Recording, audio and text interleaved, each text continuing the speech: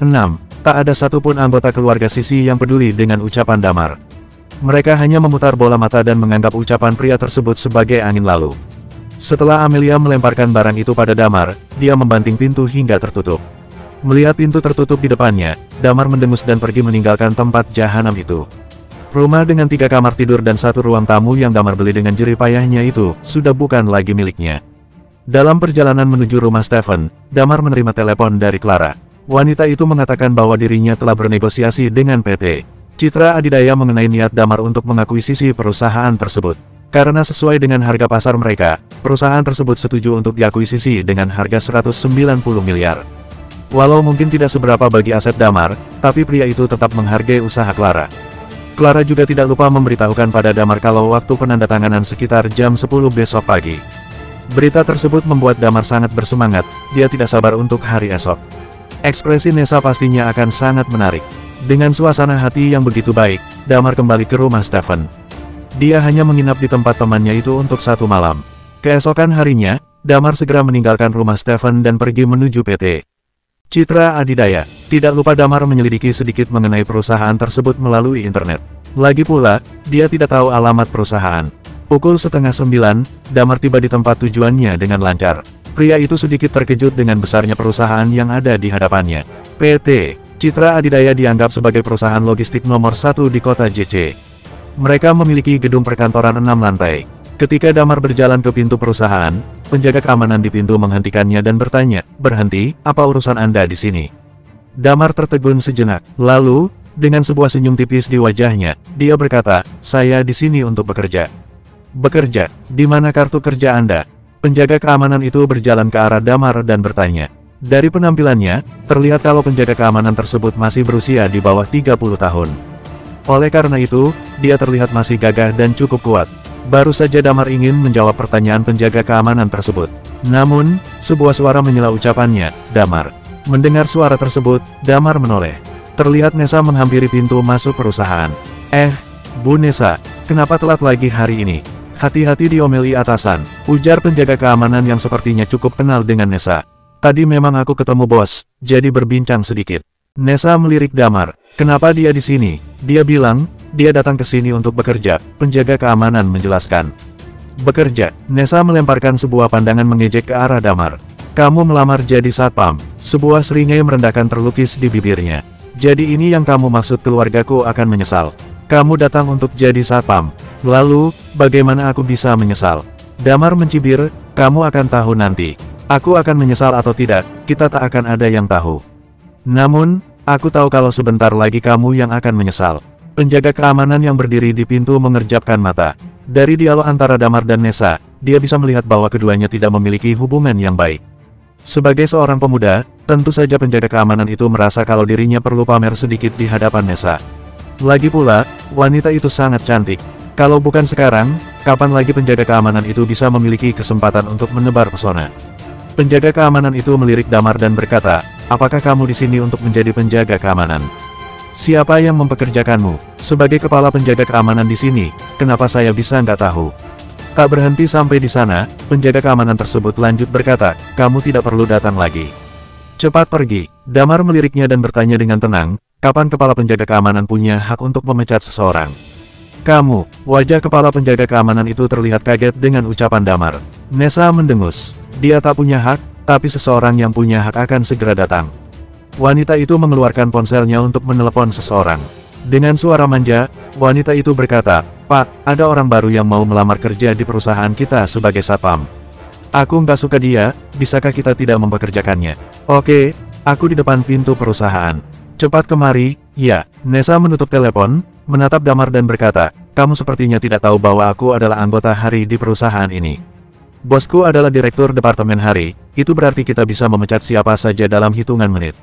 Sekitar 2 menit kemudian, seorang pria parubaya berusia 30-an keluar dari pintu.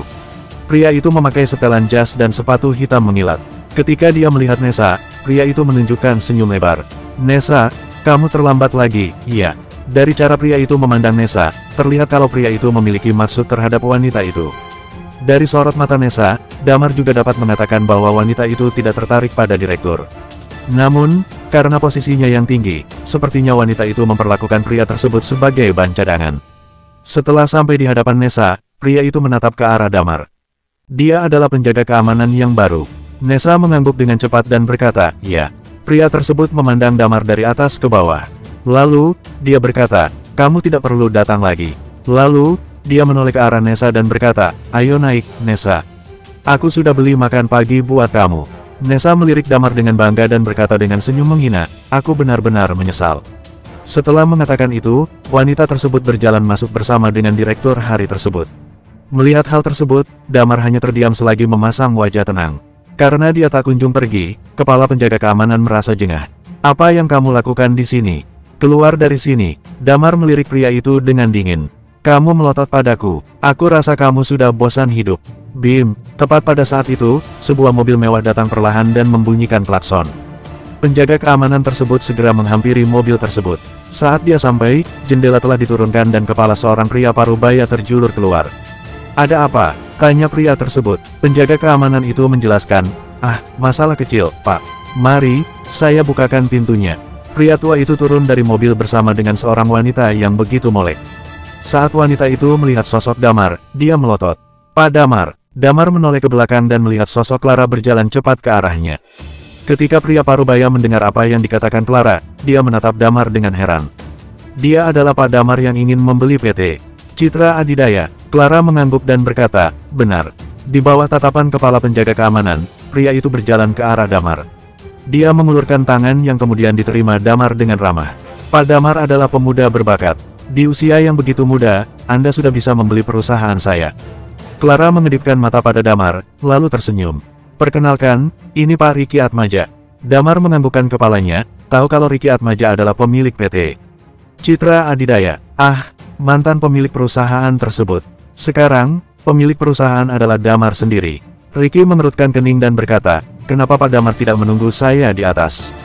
Mendengar pertanyaan tersebut dilontarkan, keringat dingin mulai bermunculan di dahi penjaga keamanan. Pak, Bapak tidak salah. Dia bukannya datang ke perusahaan kita untuk melamar jadi penjaga keamanan." Ketika Riki melihat reaksi pemuda itu, dia langsung mengerti apa yang telah terjadi.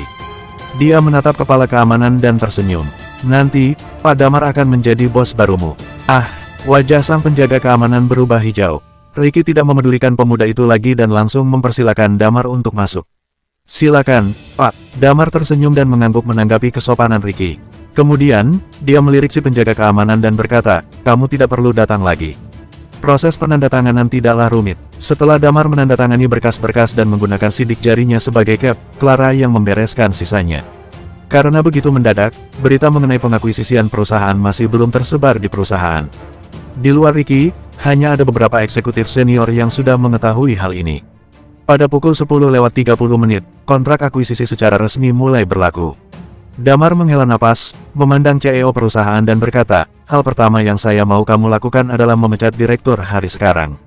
Cari yang baru." Mendengar perintah tersebut, sang CEO tercengang.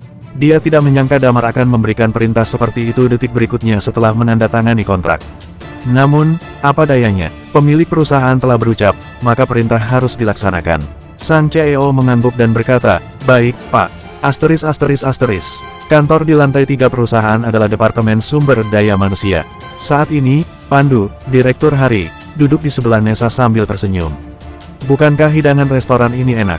Tadi pagi aku berkendara begitu jauh demi membelikan sarapan ini untukmu," ujar Pandu. "Oleh karena itu, hari ini setelah pulang kerja, kamu harus temani aku ke bioskop, ya?" Mendengar ucapan Pandu, orang-orang di Departemen Sumber Daya Manusia tidak terkejut. Mereka hanya bisa memaki dalam hati mendengar cara Pandu meminta perhatian dari Nessa. Baru saja Nessa ingin mengatakan sesuatu dengan nada manjanya yang menjijikkan, terdengar suara orang lain yang mendahuluinya. "Tidak perlu lagi bekerja." Semua orang sekejap menoleh ke arah pintu kantor lantai 3. Seorang pria dengan pakaian yang terkesan mewah berdiri di sana. Melihat pria tersebut, ekspresi Pandu sedikit memucat. "Pak Bayu, itu adalah CEO PT Citra Adidaya." Bayu melirik Pandu. "Pergi ke Departemen Keuangan untuk mendapatkan gajimu. Segeralah berkemas dan pergi." Pandu tertegun. "Pak Bayu, apa maksud Anda?" Masih bertanya, Bayu melirik Pandu seakan dia orang terbodoh di dunia. "Sederhana saja, kamu dipecat." Bersambung. 7. Pandu mematung di tempatnya, dia masih mengira apa yang didengarnya itu tidak benar. Dipecat tanpa surat peringatan apapun. Di sebelahnya, Nessa juga cukup terkejut dengan pemecatan Pandu yang begitu mendadak. Tapi senyuman licik muncul di sudut mulutnya. Nessa merasa ini adalah situasi yang menguntungkan, sudah waktunya Pandu yang dia jadikan pemain cadangan dalam turnamen hidupnya untuk pergi. Memang posisi Pandu yang sudah jadi kepala bagian HRD cukup menjanjikan, apalagi usianya juga terbilang cukup muda untuk mengisi posisi kepala bagian. Gaji serta bonus-bonus lainnya juga dapat menggiurkan wanita-wanita di luaran sana. Tapi standar Nessa sangat tinggi. Apalagi Sisi saat ini sudah berhasil mendapatkan Dimas, tentu dia harus bisa mencari pasangan yang lebih hebat dari milik Sisi. Dia sudah membandingkan antara Pandu dan Dimas, pemenangnya tentu saja Dimas. Dimas lebih unggul dari segi materi, hal yang paling penting dari penilaian Nessa. Pak Bayu, apa ini maksudnya? Kenapa saya dipecat? Pandu bertanya setengah bingung. Pak Bayu melirik dengan santai, perusahaan ini sudah diakuisisi, sekarang dia sudah resmi jadi pemilik perusahaan ini. Kamu tahu kalimat pertama yang dia ucapkan setelah tanda tangan berkas pengalihan nama? Dia ingin kamu dipecat, jadi aku tidak bisa bicara apa-apa. Pandu masih tidak terima dan ingin bertanya, tapi Pak Bayu sudah berada di ambang pintu sembari berkata, aku masih banyak kerjaan, kamu sendiri yang tahu apa yang sudah kamu lakukan dan sepertinya kamu salah memilih musuh kali ini. Lalu Pak Bayu melangkah pergi membiarkan Pandu yang masih melongo tak percaya. Dia menghempaskan pantatnya ke kursi paling nyaman dan besar di ruangan bagian HRD. Kursi yang susah payah dimilikinya, kursi yang selama ini jadi tujuan dalam hidupnya, kursi yang jadi penyemangatnya. Hilang, sebentar lagi kursi itu akan dimiliki orang lain. Siapa? Banyak orang yang memiliki masalah dengan Pandu, tapi tidak ada satupun yang memiliki kemampuan mengakuisisi sebuah perusahaan. Pandu juga tidak akan bodoh dan memilih dengan siapa dia akan memulai sebuah perang. Di sisi lain, setelah proses akuisisi selesai dan mencapai kesepakatan bahwa Pak Riki akan tetap menjadi direktur untuk menjalankan perusahaan. Sedangkan Damar sebagai pemilik dan masih belajar cara menjalankan perusahaan. Kesepakatan ini tentu saja sangat bagus, Damar sangat awam dalam hal-hal seperti ini. Jadi menyerahkan kepada profesional adalah pilihan yang tepat. Saat urusan akuisisi sudah selesai, Clara berpamitan, kalau begitu saya pamit undur diri dulu. Damar berdiri dan berkata, aku juga masih ada urusan, ayo kita pergi bersama. Damar ingin menyelesaikan urusan keuangan dengan Clara. Padahal Damar ingin berjalan di depan Sisi dengan posisi barunya sebagai direktur utama PT Citra Adidaya. Membuat Sisi terkena serangan jantung sepertinya lebih dari cukup. Tapi ada hal yang lebih penting dari itu. Clara membetulkan kacamata sambil tersenyum manis, baik. Keduanya berjalan keluar dari perusahaan. Damar menghela napas dan berkata, Manajer Clara, bagaimana saya harus berterima kasih pada Anda?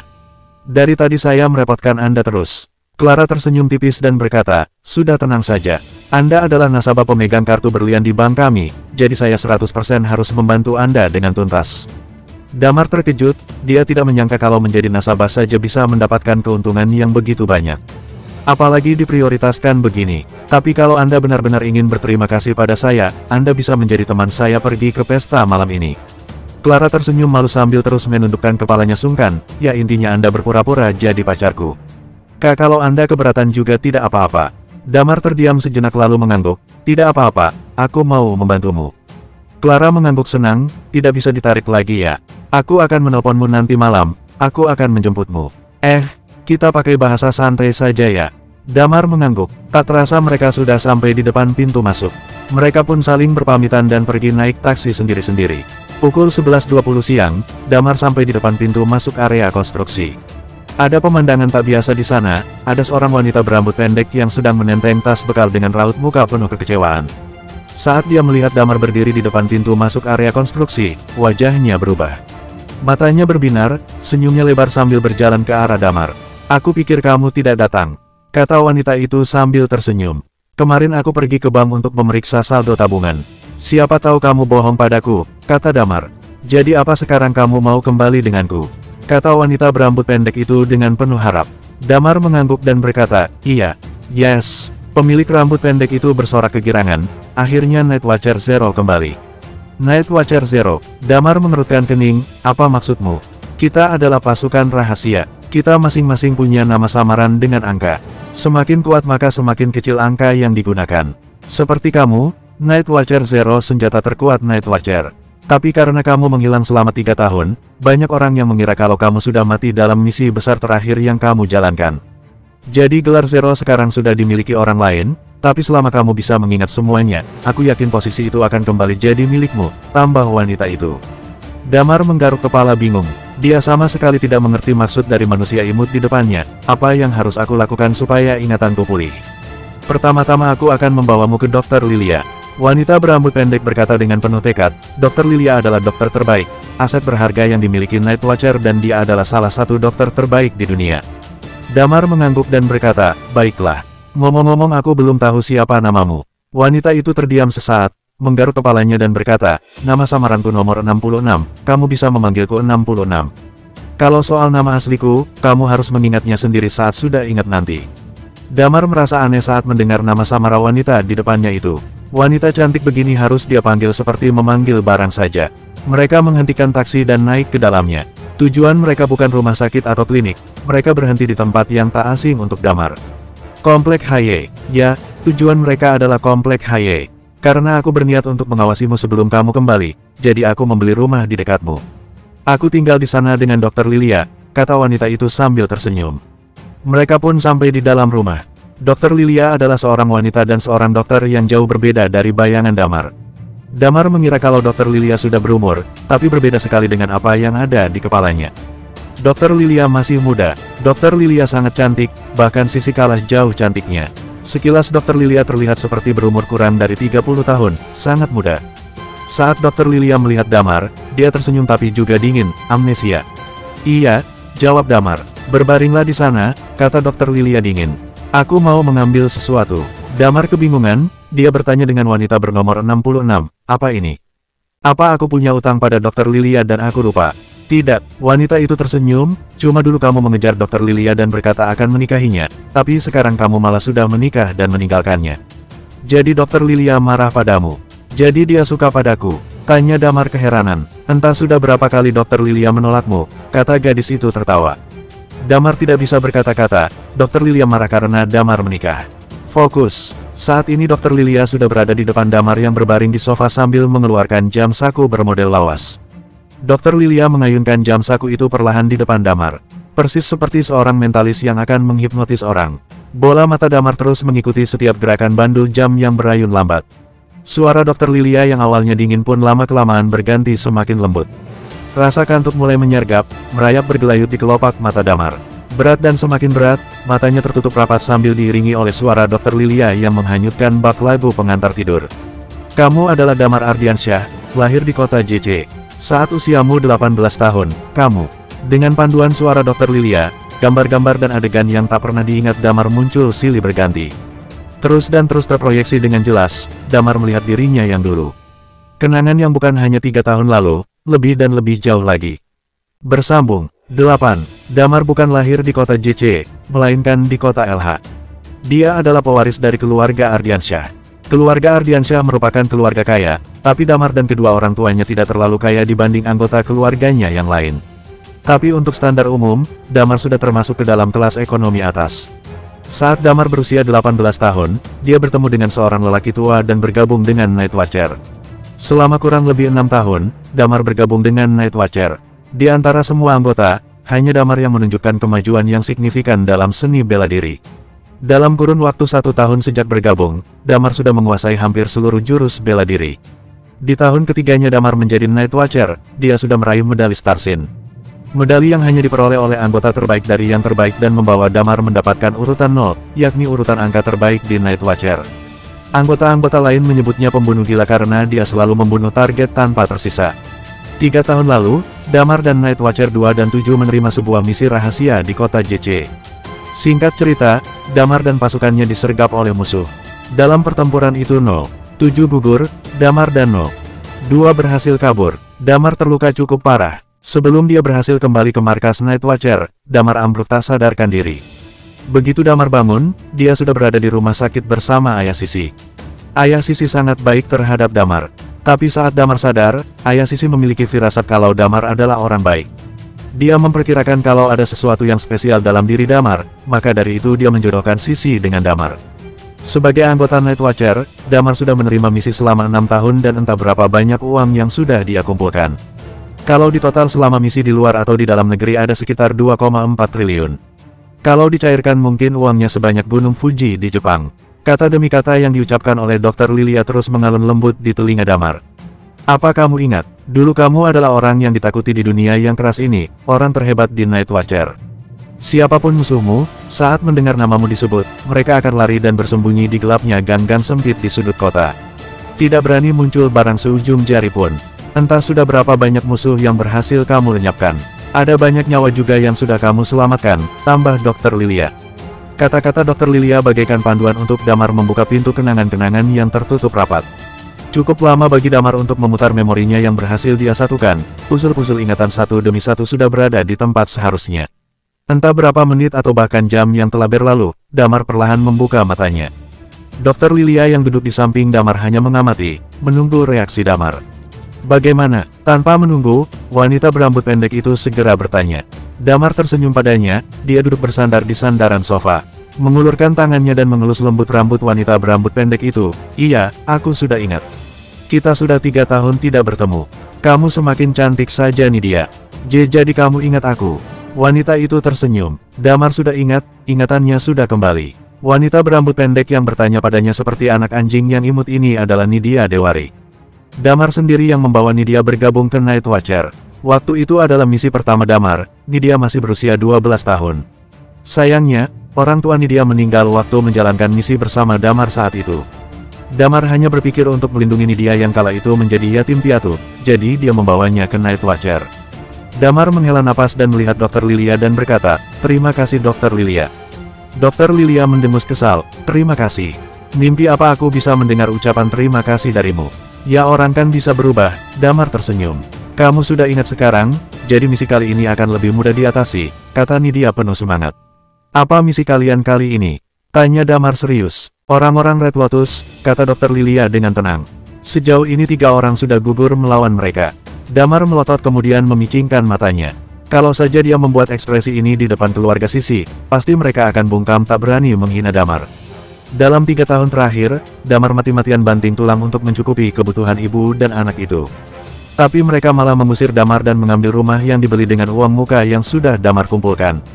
Yang sangat disayangkan lagi adalah Damar hanya diam dan menerima keputusan itu tanpa bisa menyangkal atau menolak. Tapi sekarang Damar berbeda, mendengar nama Red Lotus saja sudah mengaktifkan otak pembunuhnya. "Apa No? 2 sudah ditemukan?" tanya Damar. "Aku belum menemukannya, termasuk jenazah No." "7, kata Dr. Lilia. "Tujuan Red Lotus kali ini adalah..." Deret. Ponsel Damar berbunyi tanda ada panggilan masuk. "Halo Manajer Clara, di mana kamu sekarang? Aku sudah selesai kerja, kamu ingat janji untuk berpura-pura jadi pacarku dan pergi ke pesta denganku, kan? Kirimkan alamatmu, aku akan menjemputmu sekarang," kata Clara. Damar terkejut, dia benar-benar lupa soal janjinya tadi. Dia melihat jam dinding, sekarang sudah pukul 5:30 sore. "Damar sudah tidur berapa lama?" "Aku di kompleks Haye.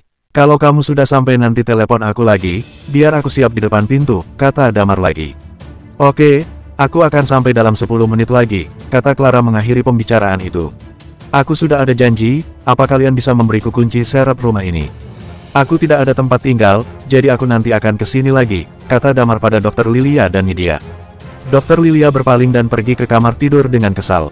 Sebaliknya, Nidia berlari kegirangan mencari kunci dan menyerahkannya pada Damar. "Ini kuncinya." "Ngomong-ngomong, apa tujuan Red Lotus kali ini?" tanya Damar. "Putri orang terkaya di kota JC, Wendy Kang," kata Nidia serius. "Lalu apa rencana kalian?" tanya Damar lagi. "Untuk sekarang masih belum jelas, nanti kalau kamu sudah kembali dan selesai dengan urusanmu akan kita bicarakan lagi. Aku akan memberitahumu mengenai langkah kita selanjutnya," jelas Nidia. Damar mengangguk paham dan berjalan keluar pintu untuk menunggu Clara datang. Setelah Damar menutup pintu, Nidia berkata, "Dr. Lilia, kalau kita katakan apa rencana kita, apa Damar akan setuju?" "Dia, kan baru saja cerai. Dia harus setuju," jawab Dr. Lilia yang sedari tadi menunggu dari balik pintu kamarnya. Sebuah mobil merah berhenti tepat di depan Damar berdiri. "Masuklah," kata si pemilik mobil. Setelah masuk, Damar memasang seatbelt. Untuk mencairkan suasana yang terasa canggung itu Damar bertanya, "Ngomong-ngomong acara apa yang akan kita datangi?" "Ini seperti pesta untuk anak dari beberapa pemilik perusahaan-perusahaan besar di kota JC. Sebagian besar orang yang datang itu anak-anak dari orang-orang terpandang di kota JC." Clara cemberut dan berkata, "Aku kesana karena diutus oleh Bang." Sebenarnya aku tidak suka datang ke tempat bising seperti itu. Orang-orang kaya itu memang sangat..." Setelah panjang lebar menjelaskan, Clara tersenyum kecut dan berkata, jadi, aku minta maaf padamu karena mengajakmu. Bukan apa-apa, tenang saja, jawab Damar sambil melipat tangannya bak Superman yang sedang bergaya. Wajar saja kalau Clara tidak nyaman datang ke pesta seorang diri. Dia wanita yang cantik, lajang, dan pintar. Pasti banyak orang yang mencari kesempatan saat di pesta nanti. Clara sesekali melirik baju yang dikenakan Damar, dan ingin mengatakan sesuatu. Tapi Clara merasa tidak sopan kalau mengatakan hal ini pada Damar, jadi dia memilih diam dan bersikap santai. Setengah jam kemudian, Hotel Marriott. Ini adalah hotel terbaik di kota JC. Bahkan Damar sempat memiliki keinginan membawa Sisi dan ibunya untuk makan di restoran hotel ini dan membuat mereka tidak merendahkan Damar lagi. Tentu saja itu hanyalah keinginan Damar yang amnesia dulu, sekarang Damar tidak lagi memiliki pikiran seperti itu sedikitpun. Setelah memarkirkan mobil, Damar dan Clara berjalan menuju pintu masuk. Secara alami Clara menggandeng lengan Damar. Sebaiknya kita berjalan lebih dekat lagi, kata Clara sambil menyibakkan rambutnya menutupi rasa malu. Kak, kalau tidak nanti orang-orang tidak percaya kalau kita pacaran. Damar menurut tanpa membantah, dia mendekatkan bahunya sesuai arahan Clara. Berjalan beriringan seperti pengantin baru yang berjalan di altar dengan salah tingkah. Begitu pintu terbuka, sebuah suara terdengar, manajer Clara. Damar menoleh dan mengerutkan keningnya. Tidak jauh dari posisi mereka, ada 3 orang yang terlihat berjalan mendekat. Damar tahu 2 orang di antaranya, Sisi dan Dimas. Damar tidak menduga kalau Sisi dan Dimas akan datang ke pesta ini. Sisi memakai gaun berwarna hitam. Saat melihat Damar berdiri di samping Clara, dia pun terkejut. Damar, apa yang kamu lakukan di sini? Damar hanya diam dan menatap Dimas tajam. Di sebelah Dimas, seorang lelaki berambut abu-abu memperhatikan Damar dari ujung kepala sampai kaki. Manajer Clara, siapa dia? Clara tersenyum tipis dan berkata, perkenalkan, dia pacarku. Namanya Damar, dia Dimas, kamu pernah bertemu dengannya. Dan dia Zaheritan, putra kedua dari Tan Group. Selera manajer Clara, agak unik ya. Dia sudah mengejarmu selama 2 tahun loh, Anda malah berpacaran dengan orang seperti ini. Dia ini baru saja bercerai. Benar, Damar adalah kuli angkut batu bata. Kamu sangat cantik, loh, manajer Clara, pintar lagi. Sangat disayangkan penglihatanmu sedikit kurang sampai tidak bisa memilih pasangan, kata Sisi sambil melirik sinis ke arah Damar. Clara tersenyum tipis dan berkata, menurutku Damar orang yang baik. Aku tidak percaya, kamu pasti sengaja seperti ini supaya aku menyerang mengejarmu, kata Zah sambil melirik Damar penuh benci. Kamu akan membayarnya, kamu harusnya berpikir, pakai baju yang sesuai dengan tempat yang kamu datangi. Kamu hanya mempermalukan orang yang datang denganmu. Sudah jelas kamu ini bukan pacar Clara, kata Zah sambil mengangkat telunjuknya ke arah Damar. Pergi, jangan dekat-dekat dengan Clara. Wajah Clara berubah, dia panik. Gawat, bisa-bisa terbongkar sudah sandiwaranya dengan Damar. Clara harus segera bertindak. Sebelum Zah berhasil mendorong Damar, Clara mengencangkan tangannya menarik Damar semakin menempel dengan tubuhnya. Damar melihat 3 manusia di depannya penuh kemenangan, tangannya melingkar di pinggang ramping Clara dan berkata, ayo kita ke sana. Clara mematung sesaat, lalu mengangguk dan keduanya masuk ke dalam hotel. Sialan, teriak Zah marah. Jangan khawatir, Dimas tersenyum dan berkata, dia cuma kerikil di tumpukan batu bara, mana mungkin Clara mau dengannya. Apa kalian kenal dia? Tanya Zah heran dengan Dimas. Dia adalah mantan suamiku, seorang kuli bangunan tukang angkut batu bata.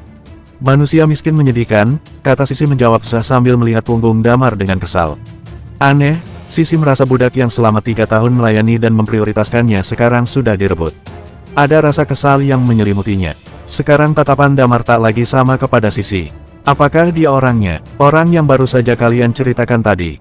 Zah terkejut, kalau begitu aku akan membuatnya kehilangan muka di pesta nanti. Zah mendengus kesal sambil terus menatap tangan Damar yang masih betah berlama-lama berada di pinggang wanita pujaannya, Clara. Bersambung. 9. Acara kali ini berada di dalam restoran Hotel Marriott. Malam ini terlihat sangat meriah. Berbagai makanan tersedia, mulai dari makanan berat hingga makanan ringan. Minuman beralkohol dan non-alkohol juga berjejer rapi. Sebagai perwakilan Bank Royal, keberadaan Clara cukup menyita perhatian banyak orang. Banyak orang yang menyambutnya dan dia balas dengan senyuman ramah. Melihat bunga mawar mereka berjalan dengan seekor lalat, mereka pun melihat Damar dengan tatapan aneh. Pesta kali ini tidak dihadiri terlalu banyak orang.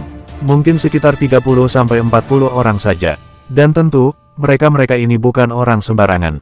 Setidaknya mereka memiliki posisi sebagai putra dan putri kedua dari keluarga terpandang di kota JC, sisanya ada orang yang mereka ajak.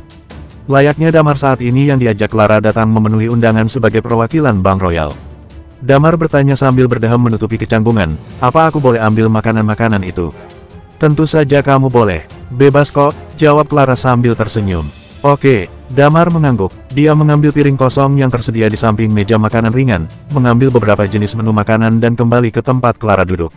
Mulai menyuapkan makanan itu ke mulutnya sendiri. Clara dan Damar terlihat tak selaras dengan orang-orang yang ada di restoran itu. Sebagian besar dari mereka bergerombol atau membentuk sebuah grup dan mengobrol sambil asik mengangkat gelas mereka. Sedangkan Damar hanya sibuk makan dan Clara hanya minum dan duduk bersama Damar. Dimas, Sisi, dan Zah datang. Mereka melihat tempat duduk Damar dan Clara. Lihat dia, seberapa banyak makanan yang dia ambil, kata Zah sambil menutupi mulutnya seolah akan muntah. Dia belum pernah melihat dunia ini, biasanya, kan dia di dunia bawah tanah hidup dengan tikus-tikus gat. Sisi pun juga menunjukkan ekspresi jijik, sepertinya ini pertama kalinya dia datang ke tempat seperti ini, jadi dia ingin mencoba makanan manusia yang layak hahaha. Aku akan memberi dia pelajaran, biar dia tahu rasa malu, kata Zah. Dia berjalan dan menyambar segelas wine yang berjajar kompak, mendekati tempat duduk Damar dan Clara.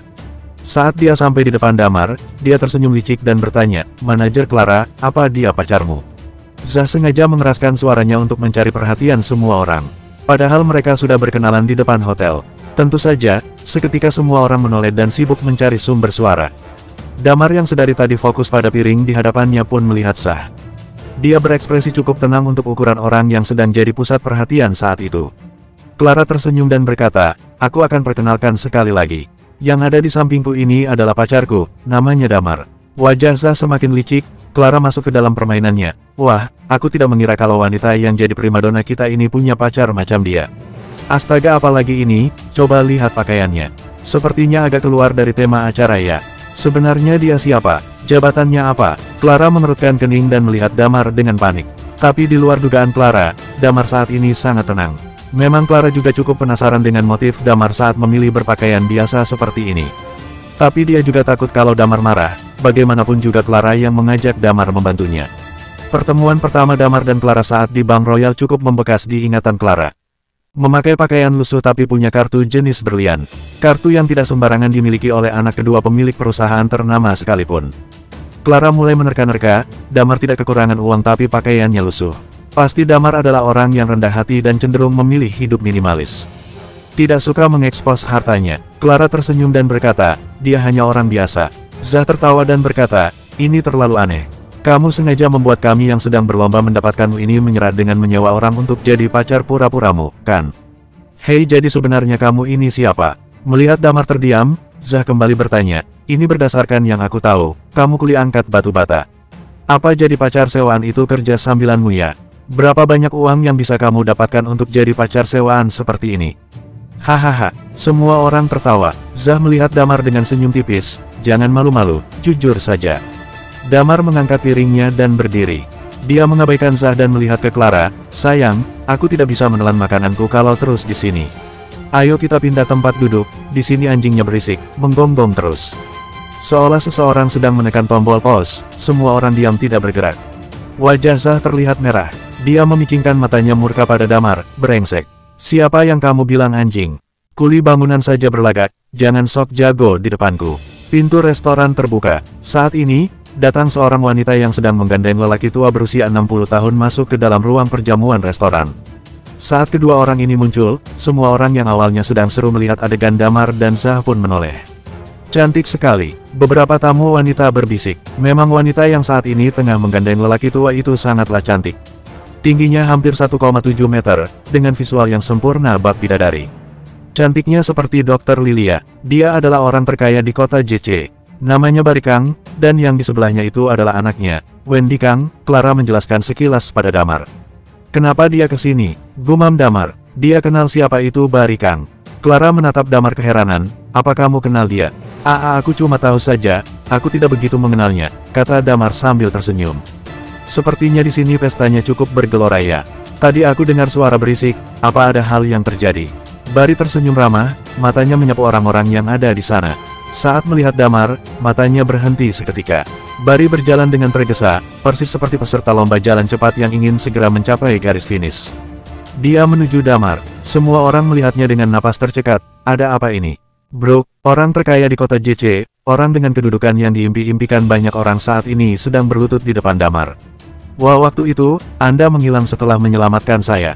Saya sudah mencari tahu keberadaan Anda, saat belum sempat membalas kebaikan Anda." Saya sempat mendengar kabar kalau Anda berada di kota JC 3 tahun lalu, suara Bari bergetar. Tapi sebelum dia selesai berbicara, Damar memotongnya dan berkata, Anda salah orang.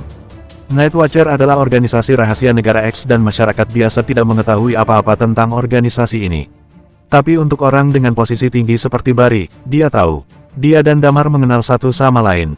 Damar telah menyelamatkan Bari dari kengerian tangan orang-orang Red Lotus. Saat itu sebelum Bari bekerja sama dengan Night Watcher, dia sudah menandatangani kontrak tutup mulut. Dia harus menjaga rahasia sampai mati. Bari sudah disumpah untuk tidak membicarakan mengenai Night Watcher di muka umum. Damar takut karena Bari yang terlalu bersemangat ini akan kelepasan dan membuka identitasnya secara tidak sengaja. Seketika Bari tersadar, sikapnya membuat Damar tidak nyaman. Zah yang berada tak jauh dari Damar mematung melihat pemandangan ini. Orang terkaya berlutut di depan pacar sewaan Clara yang lusuh itu. Benar, pasti Anda salah orang Pak Bari. Dia ini pacar yang disewa oleh manajer Clara, dia cuma mantan tukang angkat batu bata dan cuma ingin menumpang makan di sini. Anda pasti salah orang, dia ini cuma sampah masyarakat. Tiba-tiba Zah ikut campur. Bari berdiri lagi, mengangkat tangan, mengacungkan telunjuknya menunjuk Zah dan pintu masuk bergantian. Kamu, dari sini. Pergi. Hah, Zah terkejut. Jadi suara yang tadi aku dengar dari luar itu suaramu ya? Dia adalah orang yang datang dengan manajer Clara, jadi dia juga seorang tamu. Aku mengadakan pesta ini untuk anak-anak muda hebat, bukan kamu yang punya mulut seperti sampah. Jadi cepat pergi dari sini, kata Bari sambil memicingkan matanya serius. Tetapi, Zah terlihat panik. Ini berbeda dari apa yang dia rencanakan. Kenapa harus di saat seperti ini? Orang-orang sedang menatapnya sekarang. Pasti semua orang akan membicarakannya. Aku menyuruhmu pergi, apa kamu tidak dengar? Bari meninggikan suaranya. Bersambung. 10. Zah meninggalkan restoran tanpa berani menoleh. Bukannya membuat Damar malu, malah dia yang kehilangan harga dirinya. Kalau Zah bersikeras dan tidak mematuhi ucapan Bari, yang ada itu akan membuatnya semakin dipermalukan. Saat Zah sudah pergi, Bari kembali menunjukkan senyum ramahnya dan berkata, lanjutkan pestanya, orang tua ini akan pergi ke ruangan sebelah. Aku tidak akan mengganggu masa-masa muda kalian. Nanti saja aku datang lagi ya, nikmati jamuannya. Setelah mengatakan itu, mata Bari mencari sosok Damar lagi. Rupanya dia sudah kembali duduk dan menikmati makanannya. Bari pun pergi seorang diri. Wendy segera berbaur dengan yang lain. Ada yang meneruskan minum, makan, dan masih banyak lagi yang sibuk mengobrol tentang kejadian barusan. Lama-kelamaan mereka semua kembali hanyut ke dalam suasana. Menikmati minuman dengan diiringi alunan musik yang membuat semangat mereka membara. Sisi, orang yang sedari tadi memperhatikan keadaan itu terlihat mengernyitkan dahinya. Akhir yang ditunggu-tunggu Sisi tidak begini. Dia sudah menyiapkan tawa jahatnya saat Zah berhasil mempermalukan Damar. Dan ekspresi Damar tadi terlihat sangat tidak peduli dan malu. Biasanya kalau Sisi dan ibunya merendahkan Damar, dia akan terdiam dengan wajah menunduk melas. Ada yang aneh, kata Sisi sambil melihat Damar yang masih sibuk makan. Apa? Tanya Dimas. Bukan apa-apa, kata Sisi sambil menggelengkan kepala. Aku, kan sudah mengajakmu datang ke acara berkelas seperti ini, jadi nanti malam kamu ikut aku ya, kata Dimas sambil tersenyum. Iya, Sisi berbisik, aku ingin buat status, biar semua temanku lihat dan iri. Terima kasih sayang sudah mengajakku datang ke sini. Satu lagi yang aneh adalah sikap Clara. Dia masih melihat Damar yang sedang makan piring ketiganya.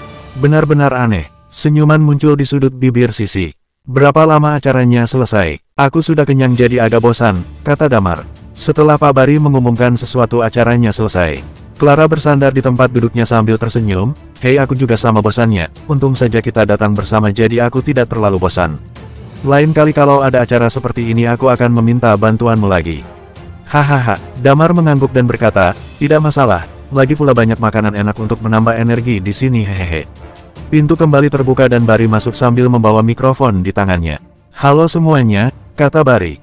Setiap orang yang hadir di sini adalah generasi muda dan berbakat di kota JC. Aku membuat acara ini agar kalian bisa saling menyapa dan membangun koneksi satu sama lain. Selain itu, semua orang saling bertukar pandang. Hari ini adalah ulang tahun putriku Wendy Kang. Lanjut Bari. Apa? Semua orang terkejut. Anak perempuanku sekarang berusia 25 tahun. Dia masih jomblo sampai sekarang. Sebagai seorang ayah, aku cukup khawatir mengenai keadaan putriku ini. Maka dari itu, pada acara kali ini, aku harap ada orang yang menyukai putriku. Silakan saja kalian kejar dia, aku tidak akan ikut campur. Ayah, jangan bicara seperti itu. Wendy berjalan mendekati ayahnya dengan wajah menunduk. Aduh, sepertinya putriku ini malu-malu ya. Ejek Bari. Tapi apa yang baru saja aku katakan bukan hanya basa-basi. Wajah Wendy semakin memerah. Hahaha. Clara menutup mulutnya dan berkata, orang tua itu sangat humoris, tapi saat dia benar-benar marah, galak bukan main. Apalagi menyangkut masalah bisnis. Pak Bari orang yang sangat tegas, makanya tak heran kalau Zah langsung kabur tadi. Damar tersenyum seolah sedang melihat acara lawakan. Acara pun berakhir, ada beberapa orang yang tetap tinggal dan tak sedikit pula yang memilih untuk pulang. Ayo kita pergi, kata Clara sambil berdiri merapikan roknya. Di depan pintu, Clara menyapa Wendy dan Bari. Kedua orang itu tersenyum sambil terus melihat ke arah Damar. Ayo kita ke parkiran mobil, aku akan mengantarmu pulang, kata Clara pada Damar saat mereka sudah di pintu gerbang. Kamu pulang dulu saja, aku masih ada urusan. Aku pulang naik taksi saja, kata Damar. Tanpa bertanya lagi, Clara mengangguk dan berkata, oke, terima kasih ya untuk hari ini. Kalau kamu butuh bantuan telepon saja aku. Damar mengangguk dan menunggu Clara pergi. Saat Damar menunggu taksi lewat, seorang lelaki datang menghampirinya dan berkata, Pak Damar, saya adalah sekretaris Pak Bari. Beliau meminta saya untuk memberikan kartu nama ini untuk Anda, dan beliau juga berpesan agar Anda segera menghubungi beliau. Damar mengambil kartu nama itu dan berkata, oke, saya mengerti. Lalu Damar naik ke dalam taksi yang kebetulan berhenti saat ini. Damar tidak kembali ke kompleks HY, tapi pergi ke rumah Stephen. Tentu saja untuk mengambil kotak besinya. 3 tahun lalu, 10 orang Night Watcher ditugaskan untuk membawa kotak besi itu. Damar sama sekali tidak tahu apa isi dari kotak besi itu sampai sekarang.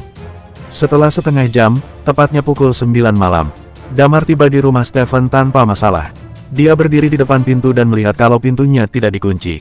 Saat Damar akan masuk, dia mendengar suara Stephen yang sedang menelepon. Halo Kak Ali, apa kamu masih butuh orang? Ah ternyata begitu, kalau kamu kekurangan orang, tolong hubungi aku ya. Aku sekarang menganggur dan butuh pekerjaan, kata Stephen. Stephen adalah pekerja yang memiliki tekad kuat dan pekerja keras. Semua ini dia lakukan untuk biaya kemoterapi anaknya. Kehilangan pekerjaan sama seperti kehilangan mata pencaharian satu-satunya. Melihat Damar yang sudah berdiri sambil melihat punggungnya yang tengah asyik merokok, Stephen segera mematikan rokoknya di asbak yang sengaja dia taruh di balkon agar tidak mengganggu anaknya. Benar, Stephen sengaja merokok di balkon agar dia tidak membuat Jimmy, anaknya, menjadi perokok pasif. Aku pikir kamu tidak kesini hari ini. Sial, aku sudah mencoba menelepon orang-orang konstruksi beberapa kali tapi tidak ada yang butuh orang. Kalau aku tidak segera dapat kerja, biaya kemoterapi Jimmy bulan depan bagaimana? Damar tersenyum dan berkata, aku ada kerjaan, apa kamu mau ikut aku mencobanya besok? Yang benar, mata Stephen berbinar, di mana lokasi konstruksinya? Bukan di lokasi konstruksi, ini di perusahaan, PT Citra Adidaya, kata Damar. Perusahaan logistik itu, wajah Stephen antusias. Tapi aku tidak pernah punya pengalaman di bidang logistik. Kamu tenang saja, kata Damar. Pekerjaannya bagaimana? Apa bongkar barang dan sejenisnya? Berapa gajinya? Tanya Stephen dengan cepat. Bukan kerja seperti kita dulu. Besok jam 9 kita ketemu di pintu masuk perusahaan. Kalau masalah gaji kita lihat saja dulu besok. Kalau kamu tidak cocok kamu tidak harus kerja di sana, kata Damar. Stephen terlihat ragu di awal, lalu dia mengangguk, aku akan kerja di sana. Lagi pula aku tidak ada kerjaan saat ini. Tapi bagaimana kamu bisa tahu lowongan di perusahaan besar seperti itu? Cuma kebetulan tahu saja, jawab Damar. Stephen pasti tidak akan percaya kalau Damar mengatakan yang sebenarnya, jadi Damar memilih menjawab asal. Lalu apa kamu akan tidur di sini malam ini? Tanya Stephen. Tidak, aku sudah menemukan tempat tinggal. Aku kesini mau ambil barangku yang ketinggalan, kata Damar sambil tersenyum. Oke, tapi jangan terlalu berisik. Soalnya Jimmy sedang mengerjakan PR-nya, biasalah anak kecil kalau terganggu konsentrasinya bisa buyar hahaha, kata Stephen. Damar mengangguk. Setelah mengambil barang-barangnya, Damar kembali ke kompleks HY. Ke rumah Dr. Lilia dan Nidia. Tapi tidak ada siapa-siapa di sana, kelihatannya mereka sedang keluar. Night Watcher, benar, tentu saja mereka akan berkeliaran malam hari, kan? Hahaha. Pukul 8 pagi keesokan harinya, Damar sudah pergi meninggalkan kompleks HY. Pukul 8.30, Damar sampai di pintu masuk PT Citra Adidaya. Saat dia sampai di depan pintu, sebuah mobil hitam berhenti. Ricky Atmaja terlihat keluar dari mobil itu dan menyapa Damar. Pak Damar, ini masih terlalu pagi. Kenapa Anda sudah datang? Saya datang ke sini karena ada sesuatu. Lagi pula saya tidak perlu datang, karena Anda yang menjalankan perusahaan ini. Saya sangat lega dan senang saat Anda masih bersedia mengelola perusahaan ini, kata Damar. Mari kita naik, ada hal yang ingin saya bicarakan dengan Anda. Ruangan Ricky. Setelah mereka selesai berbicara, Ricky mengangguk dan berkata, Jangan khawatir Pak, biarkan saya mengaturnya. Mengenai gajinya bagaimana, Pak? 1 miliar setahun. Damar berkata dengan tenang, tidak peduli posisinya apa, yang jelas gajinya 1 miliar. Tentu saja tolong rahasiakan masalah ini. Ricky mengangguk. Dia berpikir sejenak dan berkata, ngomong-ngomong, sepertinya hari ini Anda harus foto untuk perusahaan, Pak. Khawatirnya Anda akan kesusahan masuk ke sini sewaktu-waktu, jadi untuk menghindari hal tersebut sebaiknya segera memajang foto Anda agar semua karyawan tahu pemilik baru perusahaan ini. Damar tersenyum tipis dan berkata, oke. Memanfaatkan waktu yang berharga karena bisa bertemu dengan Damar, Ricky segera memanggil fotografer. Pada pukul 9, ponsel Damar berbunyi. Rupanya Stefan sudah datang, dia sedang berada di pintu masuk perusahaan. Damar segera turun ke bawah untuk menemui Stefan. Di pintu masuk, Stefan berdiri dengan wajah gugup. Satpam yang melihat Ricky juga turun pun segera memberi hormat. Masuklah, kata Damar sambil melambaikan tangannya ke Stefan. Damar, saat ini seorang karyawan yang sedang menempelkan nemtaknya untuk membuka pintu. Benar, karyawan itu tak lain dan tak bukan adalah Nessa. Apa yang kamu lakukan di sini? Bukannya kamu sudah dipecat? Tanya Nessa keheranan. Orang yang memecatku sudah dipecat, jadi aku diterima lagi, jawab Damar sambil tersenyum. Bangganya cuma jadi satpam saja. Kamu tahu, Kak Sisi kemarin ke restoran Marriott dengan Dimas. Jadi jangan sok kamu, cuma satpam kelas rendah saja kau bangga. Damar hanya diam sambil terus menahan tawa. Cepat minggir, bisa sial aku kalau terus-terusan di dekatmu. Aku bertemu denganmu lalu sepedaku rusak. Aku bertemu denganmu lagi, dan bosku dipecat. Kamu itu memang membawa sial di hidupku, kata Nessa sambil mendorong Damar. Dan sepertinya memang benar ini hari sialmu. Entah apa yang akan terjadi kalau kamu melihat fotoku terpajang di dalam perusahaan, kata Damar sambil melihat punggung Nessa yang menghilang di balik lift. Bersambung. 11. Aku tidak menyangka Nessa bekerja di sini. Kalau kita kerja di sini apa tidak diolok-oloknya setiap hari, Mar? Kata Stefan. Sudah jangan dihiraukan, abaikan saja dia, kata Damar. Damar sudah membicarakan mengenai posisi dan gaji yang akan diterima oleh Stefan. Rencananya Stefan akan ditaruh di posisi yang baru-baru ini kosong. Benar, kepala bagian HRD. Apa kita di sini jadi satpam? Tanya Stefan lagi. Damar menggaruk kepalanya dan berkata, aku tidak tahu, tunggu saja dulu. Nanti mereka akan memberitahu kita. Mereka pun naik ke lantai 6. Mereka sekarang sudah berada di depan pintu bertuliskan direktur.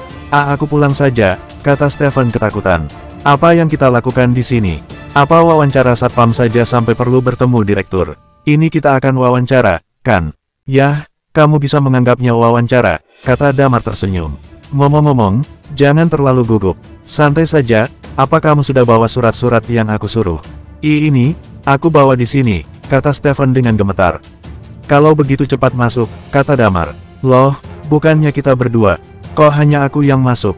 Tanya Stefan bingung. Aku tidak perlu masuk. Sudah jangan takut, direkturnya ramah kok, kata Damar sambil tersenyum melihat tingkah temannya yang semakin ketakutan itu.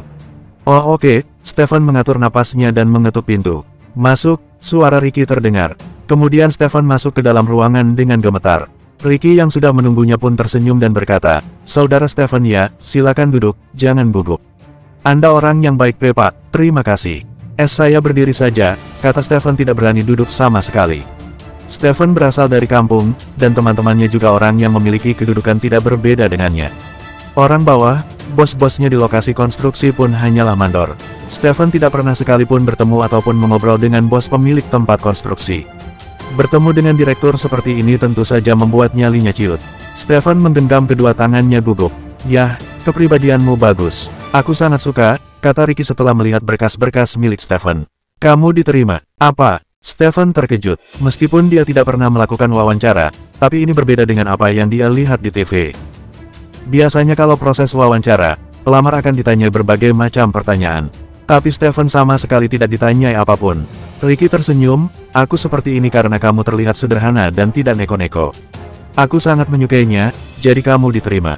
Perusahaan ini sedang membutuhkan kepala bagian HRD, jadi kamu akan ditugaskan mengisi posisi itu. Kamu hanya akan melakukan pekerjaan yang mudah. Gajimu setahun sekitar 1 miliar, cukup atau kurang? Apa? Saat Stefan mendengar 1 miliar, tulangnya melunak. Dia hampir jatuh karena oleng, untung saja tangannya segera menggapai dinding untuk menopang tubuhnya. Apa jangan-jangan dia mau menyuruhku menjual narkoba? Berbagai pikiran muncul di benak Stefan. Tetapi Pak, gaji itu sangat tinggi. Saya tidak berani menerima pekerjaan ini. Saya orang yang taat hukum, saya tidak." Stephen meracau. Ucapannya tak tuntas karena lidahnya ikut gugup. Di luar pintu, Damar yang mengintip pembicaraan Stephen pun khawatir temannya itu tidak ingin menerima pekerjaan ini. Stephen terlalu panik. Setelah Ricky berusaha meyakinkan Stephen untuk mau menerima posisi sebagai kepala bagian HRD, Stephen pun setuju. Saat keluar dan berpapasan dengan Damar, Stephen terlihat menyimpan begitu banyak pertanyaan. Tapi Ricky segera berkata, "Aku akan mengantarmu ke ruangan HRD atau personalia untuk berkenalan dengan karyawan-karyawan di sana. Oh iya, rekening Anda sudah diurus dan setengah gajinya sudah ditransfer. Setengah gajinya akan dibayar di muka dan sisanya akan dibayarkan setiap bulannya." "Kalau dia bagaimana, Pak?" tanya Stephen menunjuk Damar. "Hehe." Ricky tersenyum. Tanpa menjawab pertanyaan Stephen, dia segera merangkul pundak Stephen dan mengajaknya masuk lift untuk pergi ke bagian HRD. Melihat temannya kesusahan, tentu saja Damar tidak bisa tinggal diam. "Dengan gajimu sekarang, kamu tidak perlu bingung membayar biaya pengobatan Jimmy." Dengan begitu tugas Damar selesai pagi itu. Dia pergi berkeliling perusahaan. Bekerja pun rasanya seperti tidak bekerja. Semua pekerjaan sudah ditangani oleh Ricky. Ini semua berkat Clara yang membantunya. Dia yang sebelumnya masih amnesia tidak tahu tentang kartu berlian dan sebagainya. Tapi Clara dengan ramah membantunya tanpa melihat pakaian yang dikenakan Damar saat itu. Bank yang bagus, pelayanannya juga cepat dan terpercaya. Damar sampai di lantai 1. Dia melihat beberapa orang sedang sibuk memasang fotonya di tempat bertuliskan Direktur Utama. Rasa puas seperti menyelimuti Damar, dia tersenyum saat melihat fotonya terpajang dengan gagah. Damar tidak berlama-lama di perusahaan. Dia segera pergi dan naik taksi untuk kembali ke kompleks HY lagi. Mungkin saja Dr. Lilia dan Nidia sudah kembali. Damar ingin menanyakan mengenai misi mereka lebih spesifik lagi. Saat Damar pergi, Departemen HRDPT, Citra Adidaya sedang sibuk. Ricky masuk sambil memperkenalkan Stephen. Sambil bertepuk tangan dia berkata, "Selamat pagi semuanya. Perusahaan sudah dibeli oleh Direktur Utama yang baru." Ricky tidak lagi jadi Direktur Utama dan hanya memegang jabatan sebagai Direktur saja, tapi semua karyawan masih menghormatinya seperti dulu. Nessa melihat orang di sebelah Ricky, dia pun merasa aneh. Tunggu, bukankah dia orang yang bersama Damar tadi? Bajunya terlalu lusuh, kenapa dia bersama Pak Ricky? Apa dia pengawal barunya? Apa Damar juga bekerja jadi pengawal Pak Ricky dan bukan jadi satpam? Tanya Nessa dalam hati. Nessa tidak terlalu kaget kalau Damar menjadi pengawal. Pekerjaan Damar sebagai kuli tentu saja memberinya tenaga yang terlatih. "Saya akan memperkenalkan kepala bagian HRD kalian yang baru, namanya Stephen." "Ayo, Stephen, silakan perkenalkan dirimu."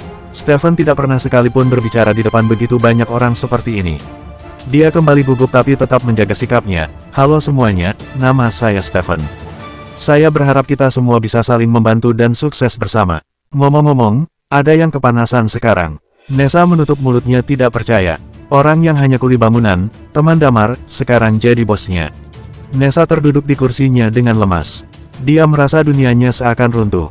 "Oke, karena aku masih ada pekerjaan, Johnny, tolong kamu ajak Pak Stephen berkeliling bagian HRD ini," kata Ricky. "Baik, Pak Ricky." Seorang pemuda terlihat sigap dan segera berdiri. Semua karyawan kembali ke layar monitor mereka masing-masing, melanjutkan pekerjaan mereka yang belum rampung. Sementara Nessa masih kebingungan, dia menoleh dengan gelisah. Dia merasa ada yang tidak beres. Stephen jadi kepala bagian HRD secara tiba-tiba. Apa mungkin dia punya orang dalam? Damar yang lebih dulu masuk ke perusahaan, apa jangan-jangan Damar yang merekomendasikannya? Tapi apa posisi Damar di perusahaan ini sampai bisa merekomendasikan Stephen jadi kepala bagian? Sebelumnya Damar berkata akan membuat kami menyesal, apa ini maksudnya? Tapi kenapa bukan dia sendiri yang menempati posisi itu dan malah temannya? Berbagai spekulasi muncul di benak Nessa, mulai dari A sampai Z. "Hei Ness, apa kamu pernah bertemu dengan Direktur Utama baru kita?" tanya seorang karyawan. Nessa yang masih sibuk dengan deduksinya itu pun menggeleng asal dan berkata, "Aku belum pernah bertemu dengannya, kenapa?" "Aku juga tidak tertarik, paling hanya lelaki tua berumur setengah abad." "Kamu salah." Wanita itu tersenyum, "Aku baru saja dari toilet, dan tebak apa yang aku lihat? Aku lihat foto direktur baru kita. Orangnya masih muda, mungkin belum 30 tahun. Apa?" Ekspresi Nessa berubah. Dia seolah senang saat mendengar direktur baru mereka masih muda. Entah apa rencananya. Damar tidak tahu apa yang terjadi di bagian HRD tempat Stephen bekerja sekarang. Dia sudah memasuki kompleks. Saat dia turun dari taksi, tanpa disengaja Damar bertemu dengan Amelia yang sedang membeli sayur keliling. "Damar, apa yang kamu lakukan di sini?" Begitu Amelia melihat Damar dia pun segera berteriak. "Apa kamu masih belum menyerah juga dengan anakku? Kamu sudah menandatangani surat cerainya?" Hubunganmu dengan putriku sudah selesai, pergi dari sini. Jangan membuat mataku kotor melihat sampah pagi-pagi begini. Damar hanya diam. Sangat disayangkan, Adrian Raharjo yang bijaksana dan baik menikah dengan wanita seperti ini. Damar menggelengkan kepalanya tanpa menjawab Amelia, dia berjalan menuju gerbang rumah Dr. Lilia. Berhenti, teriak Amelia. Kamu mau apa? Cepat pergi atau aku panggil satpam. Setelah cerai, aku beli rumah di sini. Apa tidak boleh? Lirik Damar sinis. Hah, Amelia tidak percaya. Alasannya sederhana, dari mana Damar mendapatkan uang? Sejak kapan Damar berani menjawabnya dengan sinis begini? Mana mungkin kamu bisa beli rumah di sini? Berhenti, kata Amelia sambil bergegas mengejar Damar yang hampir membuka gerbang. Bersambung, 12. Tentu saja dia tidak bisa mengejar Damar. Menurutnya Damar tidak mampu untuk membeli rumah di sini. Alasan kenapa pria itu bisa berada di kompleks Haye, mungkin hanya ingin membalas dendam padanya. Maka karena itu, dia mengejarnya sampai sini. Tapi pada akhirnya, dia merasa terlalu lelah dan tidak sanggup untuk mengejarnya lagi. Untungnya pria itu tidak memasuki gedung di mana tempat rumahnya berada, tetapi berjalan menuju gedung lain. Dia menghela napas lega, lalu mengerutkan kening dan berkata, dasar orang tak berguna. Damar sudah terlalu malas untuk berbicara dengan Amelia. Dalam hatinya, dia merasa berterima kasih kepada ayahnya Sisi. Namun dia masih tidak bisa melupakan apa yang dia alami dalam 3 tahun terakhir. Dia tidak membalas dendam pada Sisi dan ibunya. Itu sudah mencapai batasnya. Jika sikapnya masih seperti dulu, dia tidak akan memaafkan mereka begitu saja. Damar berjalan ke lift, dia kembali ke rumah Dr. Lilia dan Nidia. Ketika dia membuka pintu, dia mencium wangi hidangan. Wah, aku bisa makan makanan yang dibuat oleh Dr. Lilia lagi. Aku belum memakannya selama 3 tahun dan aku sangat merindukannya, kata Damar sambil tersenyum. Lilia Sianturi adalah seorang dokter. Keterampilan medisnya sangat luar biasa dan juga keterampilan memasaknya sangat hebat. Lilia meliriknya, lalu membawa sepiring sayuran dan meletakkannya di atas meja. Kamu pergi kemana saja? Dari pagi sudah tidak ada di rumah, tanya Lilia. Ada masalah yang harus aku tangani. Damar duduk di atas meja dengan senang. Nidia segera memberinya semangkuk nasi. Damar mengambil sepotong daging dan memakannya. Dia berkata dengan gembira, enak sekali. Dokter Lilia, menurutku Anda seharusnya membuka sebuah restoran. Kamu selalu menghadapi orang mati setiap hari. Penampilan dan temperamenmu tidak cocok dengan pekerjaan itu. Lilia memutar matanya, dia duduk di sebelah Damar dan berkata, aku ingin beritahu kamu sesuatu. Ya, Damar mengangguk dan berkata, ceritakanlah masalah kali ini. Red Lotus selalu melawan dengan orang-orang kaya. Mereka sudah sering melakukannya. Menurut informasi yang baru saja aku dapat kali ini, mereka telah mengirim setidaknya 5 orang pembunuh Red Card, kata Lilia dengan tenang. Damar mengangkat alisnya dan menunjukkan senyum menghina. Red Card, itu hanya sekelompok sampah. Apakah kamu tahu di mana mereka berada? Aku akan menyelesaikannya. Inilah masalahnya. Kali ini tindakan Red Lotus sangat rahasia. Tujuan mereka adalah Wendy Kang. Tetapi berdasarkan dari perilaku mereka sebelumnya, tujuan utama mereka adalah menggunakan Wendy untuk mengancam dan memaksa Barry Kang untuk bergabung dengan organisasi mereka, Lilia berkata dengan tenang sambil makan. Selama penyelidikan itu, 3 orang Night Watcher sudah hilang. Damar mengerutkan kening dan bertanya, apa rencana kalian? Lilia melirik Damar dan berkata, kamu tidak perlu mengkhawatirkan hal ini. Aku akan meneleponmu saat aku membutuhkanmu. Baiklah, Damar mengangguk. Di sebelahnya, Nidia mengedipkan matanya dan ada senyum muncul di sudut mulutnya. Di PT Citra Adidaya, ada banyak orang mulai turun dari kantor untuk membeli makan siang. Tentu saja, ada banyak orang yang membawa makanan dari rumah juga. Nessa tidak memiliki kebiasaan membawa makanan pada siang hari. Sebelumnya, selalu ada banyak pria di perusahaan yang akan mengundangnya untuk makan. Bagaimanapun, dia adalah salah satu wanita yang tercantum di perusahaan. Di antara pria-pria itu, Pandu adalah orang yang paling banyak mengundangnya untuk makan bareng. Meski Pandu sudah pergi sekarang, tapi masih ada sangat banyak orang yang ingin mengundangnya untuk makan bareng. Pada jam 12, seseorang di departemen yang sama dengan Nessa segera berdiri dan bertanya padanya, Nessa, apakah kamu ingin makan bersama denganku? Selama sepanjang pagi ini, Nessa masih tidak bisa fokus untuk bekerja. Dia masih penasaran dengan kedatangan Stephen dan hal yang dilakukan oleh Damar selama ini. Mendengar rekannya sedang memanggilnya, Nessa langsung tersenyum manis dan menjawab, oke. Kebetulan sekali, dia bisa pergi dan melihat bos baru. Dengar-dengar bos barunya adalah seorang pemuda yang dapat membeli perusahaannya. Pak Riki pun juga sangat mematuhinya. Pria itu pasti adalah generasi kedua dari keluarga yang kaya. Jika pria itu mengejar Nessa, maka dia bisa membuktikan bahwa dia dapat menemukan pria yang lebih baik daripada Dimas. Nessa berpikir dalam hati. Nessa dan rekannya berjalan menuju lantai pertama. Bos baru kita muda sekali. Ya, ku dengar nama keluarganya adalah Ardiansyah. Dia sangat kaya, tapi kenapa aku belum pernah mendengar namanya sebelumnya? Aku tidak tahu apakah dia sudah punya pacar atau belum. Saat yang lain sedang membahas tentang bos baru mereka, Nessa dan rekannya tetap berjalan ke bawah. Bagaimana kalau kita makan hotpot pedas yang di dekat pintu perusahaan kita itu? Banyak orang yang berkata bahwa makanan di situ sangat enak, kata rekannya Nessa sambil tersenyum. Terserah, jawab Nessa acuh tak acuh. Di masa depan, dia akan menjadi seseorang yang selalu makan di Hotel Marriott. Dia setuju untuk pergi makan bareng dengan pria ini hanya karena keuntungannya. Dia tidak akan menolak, tapi juga tidak akan setuju. Dia akan menerima semua keuntungannya saja. Ketika mereka tiba di lantai pertama, Nessa menemukan banyak orang melihat ke foto di dinding ketika mereka lewat. Di lokasi tersebut, terdapat foto-foto seluruh manajemen perusahaan. Dia berjalan kepada arah dinding foto itu, lalu mengangkat kepalanya dan melihat ke baris pertama. Di baris pertama, hanya ada satu foto saja. Saat dia melihat foto itu, seluruh wajahnya tiba-tiba berubah.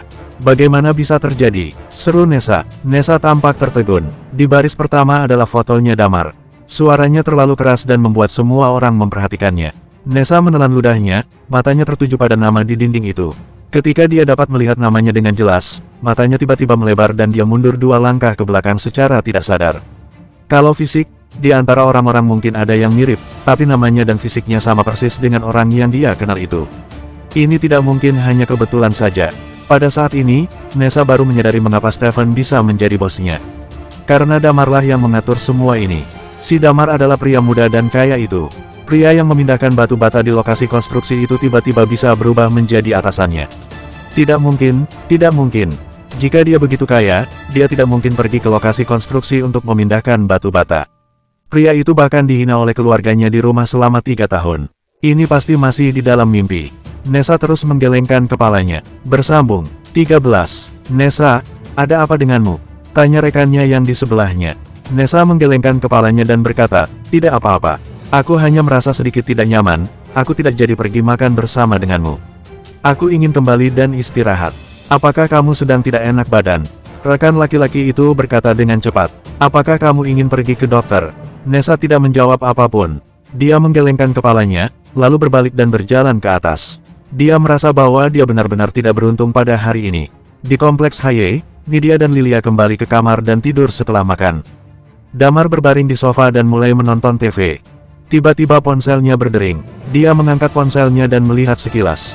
Itu adalah nomor telepon yang tidak dikenalnya. Dia mengangkat telepon itu dan berkata, halo. Halo, Pak Damar, ini Barikang, kata pria itu di telepon. Dia tidak menunggu Damar menyapanya dan dia dengan cepat berkata lagi, begini, aku mendapatkan nomor teleponmu dari manajer bank, Clara Rusdianto. Kemarin aku memberikan kartu nama padamu, tetapi kamu tidak pernah meneleponku, jadi aku meminta tolong Bu Clara. Maka tidak usah kaget. Damar berpikir sejenak, sepertinya ada hal seperti itu terjadi. Ada apa? Tanya Damar. Tidak apa-apa, Anda telah menyelamatkan hidupku. Aku hanya ingin berterima kasih pada Anda secara pribadi, jadi aku ingin mentraktir Anda makan secara khusus pada jam 6 sore. Lokasinya ada di lantai paling atas Hotel Marriott. Selain itu, aku juga ingin memberitahu Anda sesuatu. Tidak masalah, Damar mengangguk dan berkata. Setelah menutup telepon, dia menghela napas sambil duduk bersila. Lalu, dia mulai bermeditasi dan mengatur napasnya. Dalam seni bela diri, dia telah ketinggalan selama 3 tahun. Pada pukul 5.30 sore, Damar baru membuka mata dan menghembuskan napas panjang. Dia membilas wajah sebentar, lalu naik taksi ke Hotel Marriott. Saat ini tepat waktunya makan malam. Ada banyak orang yang datang ke Hotel Marriott untuk makan. Kebanyakan dari orang-orang ini adalah tokoh-tokoh elit di kota JC. Mereka bisa makan di tempat ini karena mereka berpenghasilan sangat tinggi. Damar sudah melihat sosok Dimas dan Zaheri dari jauh. Kedua pria itu sedang berdiri di depan pintu. Zaheri melihat ke arah luar dengan penuh semangat. Dimas, kau benar tidak berbohong padaku. Sahabat Sisi benar-benar tidak berbeda jauh darinya. Tanya pria itu dengan penuh harap. Ya, aku pernah bertemu dengannya, tapi masalahnya adalah bisakah kamu mendapatkannya? Kata Dimas sambil tersenyum. Zaheri menelan ludah lalu berkata, wanita itu bisa berteman baik dengan Sisi, mungkin dia adalah wanita yang mata duitan juga. Aku pandai memainkan wanita seperti ini. Kalau nanti bosan, kita bisa menukar pasangan. Ketika Dimas mendengar ini, sebuah senyum muncul di wajahnya. Damar yang sudah berjalan mendekat juga mendengar percakapan mereka, seberkas cahaya dingin tiba-tiba berkedip di matanya. Sisi memang seorang wanita yang mata duitan dan wanita itu pernah memperlakukannya dengan sangat buruk sebelumnya. Namun setidaknya, wanita itu adalah mantan istri Damar. Setiap pria pasti tidak bisa tenang saat mendengar kata-kata seperti itu. Selain itu, tidak peduli apapun, ayah Sisi telah menyelamatkan hidup Damar. Dia menghela napas, berjalan mendekati mereka dan berkata dengan ringan, "Dimas, kalau kau berani melakukan hal semacam ini, maka kamu dalam bahaya." Mendengar apa yang dikatakan pria itu tadi, Dimas dan Zaheri sama-sama menoleh. Kemudian, Dimas menyipitkan matanya dan berkata, "Aduh, kamu kenapa? Apakah kamu berpura-pura masih sayang?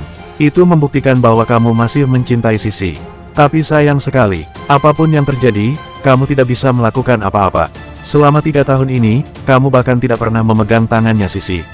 Dan kamu masih menyukainya sampai sekarang. Hebat sekali kau, Dimas. Untuk apa kamu berbicara dengan bocah ini? Jika bukan karena dia, aku tidak akan begitu malu kemarin. Aku akan menemukan seseorang untuk menghajarnya." Zaheri menatap Damar dengan kesal. Setelah itu, dia mengeluarkan ponsel dari sakunya. Dimas yang berdiri di sampingnya menggelengkan kepalanya dan berkata, "Sisi dan yang lainnya sudah ada di sini." Sisi berjalan bersama seorang wanita cantik dari tempat tidak jauh dari situ. Damar juga mengenal wanita itu. Sebelum dia dan Sisi bercerai, wanita itu sering pergi bermain ke rumah mereka. Namanya adalah Yunatan Diallo, teman baiknya Sisi. Melihat Damar, wajah Sisi langsung berubah seketika. "Apa yang kamu lakukan di sini?" Dia bertanya lagi, "Apakah kamu sedang mengikutiku? Ibuku berkata hari ini kamu pergi ke kompleks Haye lagi." Yuna yang di sebelahnya juga berkata dengan jijik, "Hei, Damar, kau sungguh tidak tahu malu. Sisi sudah menceraikanmu, dan kamu masih mengganggunya. Lepaskanlah dia." "Oke." Damar tidak menjawab kedua wanita itu, dia menatap kepada Dimas dan berkata dengan suara rendah, "Ingat apa yang baru saja aku katakan." Setelah itu, Damar langsung masuk ke dalam Hotel Marriott. "Apakah Anda adalah Pak Damar?" Seorang pelayan buru-buru datang dan bertanya padanya. Damar hanya mengangguk. Pada saat ini, pelayannya mengeluarkan kartu dan berkata lagi, "Di depan belok kiri, Anda akan menemukan sebuah lift. Anda bisa menggesek kartu ini untuk menekan tombol lantai. Nanti akan ada seseorang di atas untuk mengantar Anda ke sana." "Oke." Damar mengangguk lagi setelah menerima kartu itu. 6 lantai pertama dari Hotel Marriott semuanya adalah ruang perjamuan. Sedangkan, di atas 6 lantai terdapat restoran. Semakin tinggi jumlah lantainya, semakin mahal biayanya. Lantai paling atas tidak terbuka untuk tamu umum, dan hanya beberapa orang yang bisa naik ke sana. Jika seseorang ingin naik ke atas lantai 7, maka perlu menggesek kartu yang khusus untuk naik lift. Setiap lantai memerlukan kartu khusus yang berbeda. Damar berjalan ke pintu lift sendiri, Zaheri dan lain-lainnya juga berjalan ke arah lift pada saat ini. Melihat sosok Damar, Sisi mengerutkan kening lagi. Pada saat ini, pintu lift telah terbuka. Zaheri dan yang lain dengan cepat masuk ke dalam lift. Setelah menggesek kartu, Zaheri segera menekan lantai 10. Kemudian dia memandang ke arah Damar dengan senyuman, "Biaya dari lantai 10 adalah sekitar puluhan juta. Ini seharusnya sama seperti gaji bulanan kamu." "Haha, jangan katakan itu," Yuna berkata lagi. "Mungkin juga dia dapat membayar bilnya, gaji pembangunan konstruksi seperti dia juga mendapatkan gaji yang lumayan." Melihat mereka mengejeknya dengan kompak, Damar tidak peduli padanya sama sekali. Dia menggesek kartu itu tanpa bicara, lalu dia menekan lantai paling atas di lift. Bersambung, 14. Orang-orang di dalam lift menjadi terdiam seketika. Yuna dan Zaheri baru saja mengejek Damar, namun mereka berdua terkejut melihat Damar menekan tombol lantai paling atas. Mereka mengedipkan mata, dan memastikan mereka tidak salah melihat. Lalu, mulut mereka terbuka secara tidak sadar. Matanya pun melebar sebesar-besarnya, karena begitu terkejut. Tujuan Damar adalah lantai tertinggi di Hotel Marriott, dan tempat itu tidak terbuka untuk umum. Tempat itu hanya terbuka oleh beberapa orang yang punya latar belakang saja, namun mereka berupa orang-orang paling elit di kota JC. Beberapa saat kemudian, lift telah berhenti dan pintu lift terbuka. Di depan pintu, 2 pelayan cantik tersenyum padanya. "Selamat datang di lantai 10 Hotel Marriott." Melihat mereka berempat sedikit lamban, Damar langsung tersenyum dan berkata, "Kalian tidak keluar dari lift." 4 orang itu masih tertegun, dan Zaheri bahkan menelan ludahnya secara tidak sadar. Dimas segera berkata, "Sepertinya semenjak kemarin, kamu telah meninggalkan kesan yang dalam pada Clara, sehingga dia memperkenalkanmu kepada orang lain." Yang dia maksud adalah Damar berhak ke sini hanya karena disuruh oleh atasannya, dan orang yang mempekerjakannya pasti dari kalangan atas di kota JC. "Apakah kamu benar-benar memutuskan untuk mengandalkan wanita di masa depan?" Ekspresi Sisi berubah sedikit. Tampaknya wanita kaya ini tidak memiliki selera yang bagus. "Masa sukanya pada pria yang seperti kamu, Yuna?" sahabatnya Sisi mencibir. Damar mengangkat alisnya dan berkata dengan suara rendah, "Mana yang lebih menjijikkan, menjadi gigolo atau menjadi gundik? Apa maksudmu? Beraninya kamu berbicara denganku seperti ini? Wajah Sisi langsung menjadi kesal. Memang benar, Damar tidak pernah berani membantahnya dalam 3 tahun terakhir. Pria itu tidak pernah berkata seperti itu padanya. Menindas seseorang dalam waktu yang lama akan menjadi suatu kebiasaan, ketika suatu saat orang tersebut tiba-tiba mulai melawan. Tentu saja Sisi menjadi marah. Sudah waktunya bagi kalian untuk keluar dari lift. Pria itu memandang mereka dan berkata dengan tenang. Dimas memandang Damar dan mencibir, kamu bisa datang ke tempat ini juga karena orang lain, apa yang kamu sombongkan? Kamu pun tidak mampu membayar biaya makan di sini dengan uang sendiri. Setelah itu, mereka berempat berjalan keluar dari lift. Ya, dari awal sampai akhir, mereka tidak percaya bahwa Damar bisa datang ke tempat ini dengan kemampuannya sendiri. Ketika pintu lift ditutup, Yuna memaki, pria ini, dia berani membantah setelah menceraikanmu. Wajah Sisi pun masih terlihat marah. Dia sangat kesal dengan sikapnya Damar padanya sebelumnya. Dan hal yang paling membuatnya kesal yaitu, sepertinya hidup Damar lebih baik daripadanya setelah mereka cerai. Dia datang ke Hotel Marriott sebanyak 2 kali, dan bahkan dia berhak pergi ke lantai teratas pada kali ini. Dimas menepuk tangannya dengan pelan, lalu berkata, jangan marah, tidak usah peduli dengan pria brengsek seperti dia. Dia pun menumpang orang lain untuk datang ke lantai teratas. Sisi menggigit bibirnya, lalu bertanya, sayangku, bisakah kita makan di lantai teratas juga? Dimas tidak bisa mengatakan apapun lagi. Damar tidak tahu reaksi mereka, juga tidak tertarik untuk mengetahui hal seperti itu. Setelah ingatannya terpulih, cara pandangnya sudah lama berbeda. Jika ingatannya belum terpulih, mungkin reaksi dia saat menemui orang-orang kaya tidak berbeda jauh dengan Stephen. Lift berhenti di lantai atas dan pintu lift terbuka. Di depan pintu, seorang pelayan wanita cantik berdiri di sana. Setelah melihat Damar, dia tersenyum profesional dan membungkuk. Halo Pak Damar, Pak Baris sudah lama menunggu. Silakan ikut denganku, kata pelayan wanita itu. Saat dia berkata, dia membungkuk dan memberi isyarat tangan. Damar tidak sengaja melihat secerca pemandangan di dadanya, postur tubuhnya sangat bagus. Dia pura-pura batuk, lalu membuang muka dan berjalan ke depan. Tak lama kemudian, mereka sampai di dalam sebuah ruangan. Setelah pintu dibuka, 2 orang sedang duduk di dalam ruangan tersebut. Selain Bari Kang, Wendy Kang juga ada di dalamnya. Wendy terkejut sesaat ketika melihat pria itu masuk, lalu ekspresi penasaran muncul di wajah. Ya, sejak kecil, dia belum pernah melihat ayahnya begitu menghormati seseorang. Bahkan ayahnya tidak pernah berlutut pada orang terkaya tertinggi di negara X. Tapi dia mengingat dengan jelas, ekspresi kegembiraan ayahnya saat melihat Damar saat kemarin. Tidak menyangka, ternyata pria ini masih sangat muda. Zero, Bari baru saja bersiap untuk berbicara. Damar segera berkata, panggil saja aku Damar. Dalam pertemuan terakhir mereka, Damar sedang dalam misi. Orang-orang yang bersamanya pada waktu itu memanggilnya Zero. Maka itu, Bari tidak tahu nama aslinya Damar. Oke, Damar, Bari tiba-tiba berdiri dan hendak untuk berlutut lagi. Damar dengan cepat menahannya dan berkata, Paman Bari tidak harus seperti ini. Itu adalah misi yang seharusnya aku lakukan untuk menyelamatkanmu. Paman tidak perlu khawatir tentang hal ini. Jika bukan karena kamu, aku pasti sudah mati saat itu. Bari sangat gembira ketika dia mendengar bahwa Damar menyebut dirinya Paman. Ini adalah tugasku, pria muda itu tersenyum tenang. Bari berdiri kembali dan berkata, silakan duduk, Damar. Damar tersenyum dan mencari tempat untuk duduk. Bari segera berkata lagi, aku akan memperkenalkanmu. Ini putriku Wendy Kang. Wendy, ini adalah, aku tahu, dia adalah Damar, pacar Kak Clara. Aku sudah bertemu dengannya kemarin, kata Wendy. Dilihat dari cara panggilnya, Wendy sepertinya mengenal Clara dan memiliki hubungan yang baik dengannya. Jangan bersikap tidak sopan, dia adalah penyelamat ayahmu, pria tua itu berkata dengan tegas. Wajah Wendy langsung cemberut, dia tidak terlalu memperhatikan kata-kata ayahnya. Sikap anaknya membuat Bari sedikit kesal, namun Damar segera berkata, Paman Bari, tidak apa-apa. Santai saja, tidak harus terlalu formal. Dan sebenarnya, aku bukan kekasihnya Clara. Aku hanya berpura-pura menjadi pacarnya, karena Clara tidak ingin pria-pria mengganggunya. Kalau begitu, Kak Clara benar mengupahimu saja. Mata Wendy terlihat licik. Boleh juga kalau kamu berpikir seperti itu, kata Damar. Namun pada saat ini, mata Bari berbinar-binar dan dia bertanya lekas, berarti kamu masih lajang sekarang. Apa pendapatmu tentang Wendy? Putriku masih lajang juga, maukah kalian coba berpacaran? Ayah, wajah Wendy langsung memerah setelah mendengarkan perkataan ayahnya. Damar pun terkejut dengan pertanyaan ini. Bari Kang ini kenapa begitu ingin anaknya menikah? Setiap pria lajang ditanyakan hal seperti itu.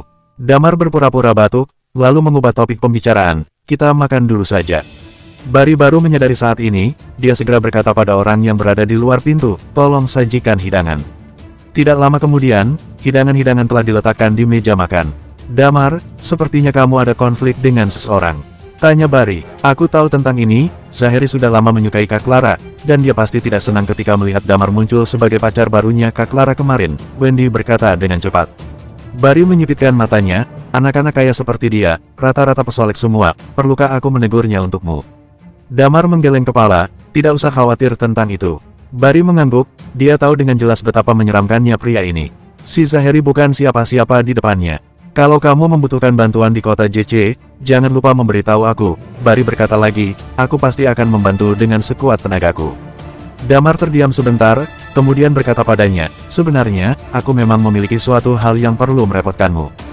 Bersambung, 15. Iya, di saat dia mendengar bahwa Damar membutuhkan bantuannya, Barry tidak merasa repot dan bahkan menjadi senang. Dia lekas bertanya padanya, apa yang bisa aku bantu? Damar terbatuk ringan lalu menjawabnya, hanya hal kecil saja, aku ingin paman menolong PT Citra Adidaya. Lagi pula, paman adalah orang terkaya di kota JC, ini seharusnya bukan hal yang susah. Hanya proyek sedikit saja, sudah cukup supaya PT Citra Adidaya dapat bertahan. Barry tidak bertanya apa-apa lagi, dia segera mengangguk, tidak masalah. Ini hanya hal kecil bagiku. Wendy yang duduk di sebelah ayahnya tertegun sekali lagi. Dia pernah menyaksikan ayahnya bernegosiasi dengan bos perusahaan lain. Dia tahu dengan jelas sifat ayahnya seperti apa. Dan ayahnya tidak pernah berlaku murah hati seperti ini. Siapakah orang ini sebenarnya? Dia hanya pernah menyelamatkan ayahnya sekali. Kenapa ayahnya begitu menuruti permintaannya? Wendy berpikir dalam hati. Setelah Damar berterima kasih padanya, mereka bertiga lanjut untuk menikmati makan malam. Hidangan dari Hotel Marriott sungguh lezat, tidak ada hotel lain yang bisa mengalahkannya. Waktu berlalu tanpa sadar, pukul 8 malam, di suatu sudut pabrik terbengkalai, kota JC. Nidia menendang sebuah pintu besi yang berada di depannya, dan memasuki ruangan tersebut. Dia sedang memakai seragam hitam yang ketat, pakaian ini membuat bentuk tubuhnya menonjol. Namun, ada dua buah pedang di belakangnya. Dia jelas bukan gadis cantik yang biasa saja, dia adalah seorang night watcher yang profesional. Bagaimana, Lilia yang berada di belakangnya telah memakai pakaian yang sama dengannya? Dia bertanya pada Nidia setelah mengikutinya masuk. Beberapa saat kemudian, pandangan mereka terarah pada suatu tempat, dan ini membuat ekspresi mereka berubah. Di tempat itu, seseorang yang berpakaian seperti Night Watcher sedang berbaring di lantai. Sepertinya dia sudah tidak bernapas lagi. Ini sudah orang yang keempat, kata Lilia dengan sedih. Kemudian, dia berkata lagi, biarkan mereka yang mengurusnya, kita kembali ke tempat masing-masing, supaya tidak ketahuan oleh musuh. Lanjut melangkah sesuai rencana. Aku takut Kak Damar tidak ingin bekerja sama saat itu. Nidia cemberut dan berkata lagi, dia barusan bercerai, dan... Lilia langsung memotong pembicaraannya dengan nada dingin, dia tidak berani menolak. Tadinya Damar ingin pergi setelah makan, tetapi sepertinya Barry ingin sekali mencocokkan dia dengan Wendy. Kalian berdua masih muda, pergi main bersama saja. Bukankah ada sebuah bar besar yang baru buka? Anak-anak muda semua suka pergi ke situ. Wendy, ajaklah Damar untuk pergi main. Ayah akan pulang dulu, Barry berkata sambil tersenyum. Setelah itu, dia langsung meninggalkan tempat itu. Ayah, Wendy ingin menolak pada awalnya, tetapi dia ingin mengetahui latar belakang pria ini. Dia menoleh ke arah pria itu dan berkata sambil tersenyum cerah, boleh juga, ayo kita main ke bar saja, waktunya masih lama. Damar tidak ada janji penting, dan dia juga ditemani oleh wanita cantik. Maka, dia mengangguk dan menjawab, oke. Wendy tersenyum dengan licik, mereka berdua dengan cepat meninggalkan hotel itu. Kemudian, dia mengajak Damar jalan menuju bar. Puri Santrian Bar adalah bar terbesar di kota JC. Kata orang-orang, pemilik bar ini, Hendra Wong berasal dari dunia mafia. Sekarang dia sudah berhenti bisnis di dunia mafia, namun tidak ada orang yang berani menyinggungnya juga. Jarang sekali ada keributan di bar ini, maka ada begitu banyak anak-anak muda yang suka datang ke tempat ini. Saat tiba di pintu masuk bar, dari luarnya sudah terdengar suara keras musik dan suara berisik orang-orang berbicara. Mereka masuk dan mencari tempat duduk, lalu Wendy memesan beberapa minuman beralkohol. Wanita cantik seperti Wendy telah menarik perhatian orang-orang. Baru saja duduk, Wendy tiba-tiba berkata padanya, bolehkah kamu tunggu sebentar, aku ingin pergi ke toilet. Melihat Damar mengangguk, Wendy segera pergi dari tempat itu. Tentu saja dia tidak bermaksud pergi ke toilet. Dia segera mengeluarkan ponsel dari sakunya dan menelepon seseorang. Halo, cepat datang ke sini, aku sekarang berada di Puri Santrian Bar, kata Wendy. Haha, jangan berbohong, bagaimana mungkin kamu pergi ke bar? Sebuah suara gadis terdengar dari ponsel. Aku benar ada di bar, kamu tidak dengar suara di belakang berisik sekali. Dengarkan aku dulu, kamu datang ke sini, bantu aku untuk membujuk seseorang minum sampai mabuk, kata Wendy sambil tersenyum. Membujuk orang minum sampai mabuk. Siapa pria yang membuat kamu tertarik? Kamu ingin berhubungan dengannya? Gadis itu bertanya lagi di telepon. Bukanlah, memangnya aku seperti kamu, Wendy berkata lagi. Yang penting, aku hanya memberi kamu waktu selama 20 menit. Aku akan menunggumu di pintu depan bar, jangan lama-lama. Damar masih duduk di tempatnya, dia sedang menuangkan anggur untuk dirinya. Minuman yang Wendy pesan rata-rata mahal semua, dan kebanyakan adalah minuman keras. Dia tertawa sebentar, dia bisa menebak apa yang dipikirkan oleh Wendy.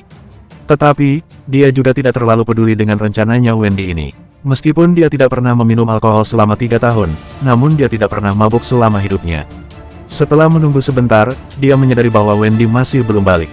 Dia mengerutkan kening dan berpikir, apakah gadis ini sedang sembelit? Lalu, dia menghela napas, tidak kusangka, gadis yang begitu cantik pun akan bisa sembelit, sungguh menyedihkan. Damar tidak sadar, ada 4 orang yang duduk di seberang tempatnya. Ya, orang-orang yang di situ adalah Dimas, Sisi, Yuna, dan Zaheri. Zaheri sedang membujuk Yuna untuk terus meminum alkohol, dan berusaha berhubungan dengannya malam ini. Lihat, bukankah itu Damar? Dimas segera menunjukkan ke arah Damar pada saat ini. Sisi mengerutkan alis setelah melihat ke arah sana. Dia hidup bersama pria itu selama 3 tahun, pada saat itu, Damar tidak pernah minum alkohol. Minum sendirian saja, sepertinya dia sedang galau, Dimas mencibir, lalu dia merangkul pinggang Sisi dengan erat. Kebetulan sekali dia ada di sini, kemarin dia membuatku malu, dan hari ini menyombongkan diri di hadapanku. Baru saja aku memikirkan cara menghajarnya, dan dia langsung muncul di depanku, kata Zaheri dengan kesal. Kamu akan memanggil orang untuk memukulnya? Tanya Dimas padanya. Zaheri menggelengkan kepala, tidak usah mencari orang, sekarang yang mengatur bar ini adalah keponakannya Hendra, si Doni, dia adalah kenalanku. Bukankah hubungan kalian tidak akrab? Tanya Dimas dengan bingung. Itu karena dia tertarik pada Clara juga, dan aku pun menyukai Clara. Namun sekarang, pacarnya Clara adalah si Damar. Menurutmu, bagaimana reaksinya nanti? Zaheri tersenyum licik. Kemudian, dia berdiri dan berjalan menuju lantai atas bar. Bersambung. 16. Damar memegang gelas anggur, sambil menunggu Wendy datang.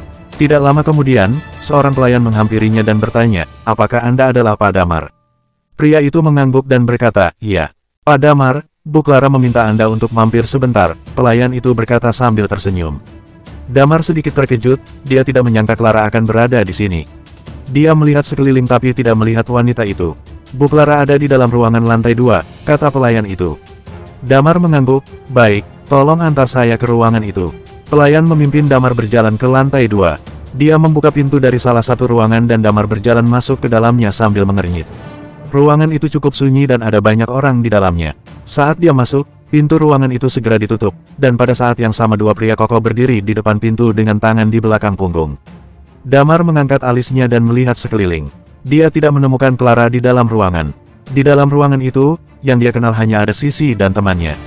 Dia sama sekali tidak akrab dengan yang lain. Seorang pria muda dengan kepang kotor sedang duduk di depan meja. Pria itu memegang sebatang rokok, dia menatap Damar dan bertanya, Zaheri, apakah pria ini adalah pacar Clara? Jika kamu berani berbohong padaku, aku akan menghajarmu sehabis-habisnya. Untuk apa aku berbohong padamu? Dimas juga tahu tentang hal ini. Kemarin kamu tidak pergi ke pesta Pabari. Pada malam itu, Clara datang dengan pria itu dan mengumumkan kepada semua orang bahwa pria itu adalah pacarnya. Jika kamu tidak percaya denganku, kamu bisa tanya pada Dimas.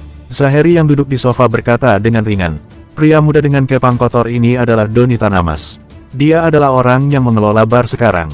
Silakan duduk, kata Doni pada Damar. Damar mencibir, dia memandang Sisi dan Dimas yang ada di sebelahnya, lalu berjalan ke sofa dan duduk. Doni berdiri dari tempat duduknya, dia berjalan menuju Damar sambil berkata, jika bukan karena mereka, aku tidak akan pernah percaya bahwa Clara akan jatuh cinta pada orang sepertimu. Kamu harus mengerjakan 2 hal sekarang. Pertama, segera menelepon Clara dan putus dengannya. Dan kedua, aku dengar dari mereka bahwa Clara pernah menggandeng tanganmu. Doni mengambil sebatang pipa besi dari meja dan melemparkannya ke depan Damar. Clara menggandeng tanganmu yang mana? Kamu harus mematahkan lengan itu sekarang. Kalau tidak, kamu tidak bisa keluar dari sini. Mendengar kata-kata Doni, sebuah senyuman muncul di wajah Dimas dan Zaheri. Ekspresi Yuna dan Sisi juga berubah seketika. Mereka bisa di sini, hanya karena ingin melihat apa yang akan terjadi pada Damar. Awalnya mereka berpikir ada kemungkinan besar Damar akan dipukuli dan diberi pelajaran oleh Doni. Mereka tidak pernah menyangka bahwa Doni akan meminta Damar untuk mematahkan lengannya sendiri. Bagaimanapun juga, mereka masih belum berintegrasi dengan orang-orang kaya ini.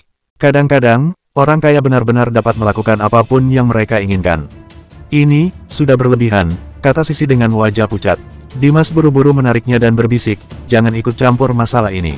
Kak Doni, menurutku hanya mematahkan satu lengan itu masih tidak cukup. Kak Doni bisa menghajarnya sesuka hati, nanti aku akan membayar separuh biaya pengobatan. Damar masih tetap duduk dengan tenang, dia melihat sekeliling dan tersenyum menyeringai. Apakah kamu tidak mengerti kata-kataku? Doni mencibir, saat ini, beberapa orang di samping telah mengelilinginya. Jika aku yang menghajarmu, tidak hanya satu lenganmu saja yang akan patah, sindir Doni. Melihat orang-orang itu, Damar menghela napas dan berkata, kupikir, orang pertama yang akan aku hajar setelah ingatanku kembali adalah orang dari Red Lotus. Aku tidak menyangka akan berurusan dengan sekelompok gangster seperti kalian ini. Wendy berjalan masuk dengan seorang gadis berpakaian sederhana. Gadis itu melihat ke meja yang kosong dan bertanya, di mana orangnya? Wendy tercengang sebentar, dia melihat sekeliling dan tidak bisa menemukan Damar. Dia segera memanggil seorang pelayan dan bertanya, di mana orang yang duduk di meja ini sebelumnya? Oh pria itu, sepertinya bos kami memanggilnya ke lantai 2, kata pelayan itu. Wendy mengerutkan kening dan berkata, kenapa bosmu memanggilnya ke atas? Mungkin pria itu telah menyinggung bos kita. Ada kemungkinan besar dia akan berakhir di rumah sakit. Kalian berdua lebih baik cepat pergi dari sini. Jangan sampai ketahuan oleh bosku nanti, kata pelayan itu dengan bangga. Wajah Wendy berubah seketika dan dia berseru, gawat. Dia segera mengeluarkan ponselnya untuk menelepon, sambil berjalan ke tempat yang sepi. Halo, ayah, ada masalah. Damar telah dibawa pergi oleh bos dari bar ini. Pelayan mengatakan dia menyinggung bos mereka. Ya, Puris antrian bar yang dibuka oleh Pak Hendra, kata Wendy. Lalu, dia menutup telepon dengan sedikit kecemasan di wajahnya. Dia penasaran dengan Damar dan dia yang mengajak Damar ke bar ini. Ayahnya sendiri pun juga harus bersikap sopan kepada Damar. Jika ada sesuatu terjadi pada Damar, dia tidak tahu bagaimana menjelaskannya. Di dalam ruangan lantai 2, Doni sedang menunggu respons Damar. Tetapi pria itu hanya berdiri saja, dia tidak bergerak sama sekali. Emosi kemarahan muncul di wajah Doni.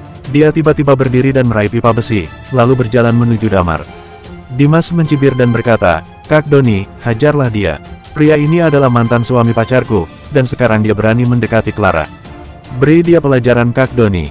Tenang saja, aku akan membayar setengah biaya pengobatannya, kata Zaheri dengan senang. Doni memegang pipa besi dan memutar lehernya. Pada saat ini, ponselnya berdering. Dia melihat layar ponsel, lalu mengangkat telepon itu dengan cepat. Halo, Paman. Ya, aku ada di bar, ada apa? Kata Doni dengan sopan. Beberapa menit kemudian, wajahnya tiba-tiba berubah. Apakah itu benar? Cepat minta maaf padanya. Jika dia tidak memaafkanmu, jangan pernah bekerja di bar lagi. Pergi jauh-jauh dari kota JC, kata suara dari ujung telepon itu. Setelah selesai berbicara, orang dari ujung telepon itu segera mematikan teleponnya. Zaheri dan yang lainnya tidak mendengar omongan dari panggilan tersebut. Mereka hanya menyadari bahwa wajah Doni semakin pucat saat dia menutup telepon. Suasana hati Doni menjadi jauh lebih buruk karena panggilan telepon itu. Mereka sudah tahu sikap Doni seperti apa. Jika Doni dalam suasana hati yang buruk, si Damar itu pasti akan dihajar semakin parah. Doni menghela napas, dia berbalik tiba-tiba dan berjalan ke depan Zaheri dan Dimas. Kemudian dia mengangkat tangannya dan menamparkan kedua orang itu. Zaheri dan Dimas tercengang, mereka terkejut oleh tindakan Doni itu. Sebelum mereka merespons, Doni berjalan ke depan Damar. Dia menyingkirkan orang-orang di sekitar Damar, lalu berlutut di depannya. Bersambung, 17. Dalam ruangan di lantai 2, Doni berlutut di depan seorang pria. Dimas dan Zaheri yang telah ditampar oleh Doni masih tercengang. Sisi juga merasa terkejut dengan tindakan Doni itu. Doni mempunyai latar belakang yang sangat luar biasa, tetapi dia telah berlutut di depan Damar saat ini. Ini sangat menakjubkan sekali. Doni yang berlutut di bawah lantai tersenyum pada Damar. Dia berkata, Kak Damar, maafkan aku. Aku tidak tahu kamu adalah temannya Pak Bari. Jika aku tahu dari awal, aku pasti tidak akan berani menyinggung Anda. Tolong maafkan aku. Damar sama sekali tidak merasa terkejut oleh sikapnya Doni sekarang ini. Dia sudah tahu pada saat dia menghilang, Wendy pasti akan menghubungi Bari dan Bari pasti akan membantunya untuk menyelesaikan masalah. Sisi yang berdiri di sebelah menatap Damar penuh dengan kejutan. Bari Kang adalah orang terkaya di kota JC, dan Damar adalah temannya. Dimas dan Zaheri tetap berdiri di tempat. Mereka masih belum mengerti apa yang sedang terjadi sekarang ini.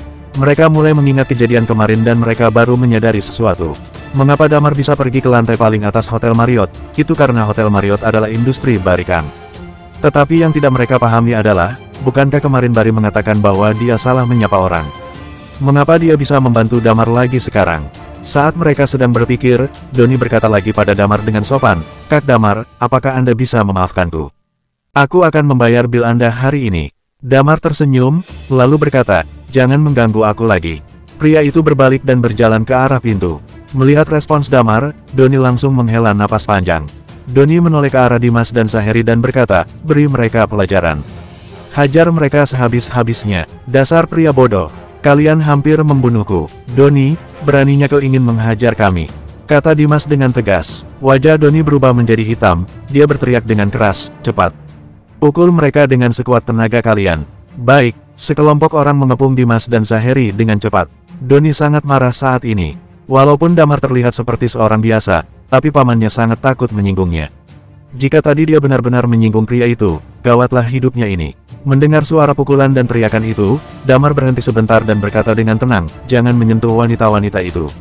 "Baik, Kak Damar, tidak masalah," kata Doni dengan cepat.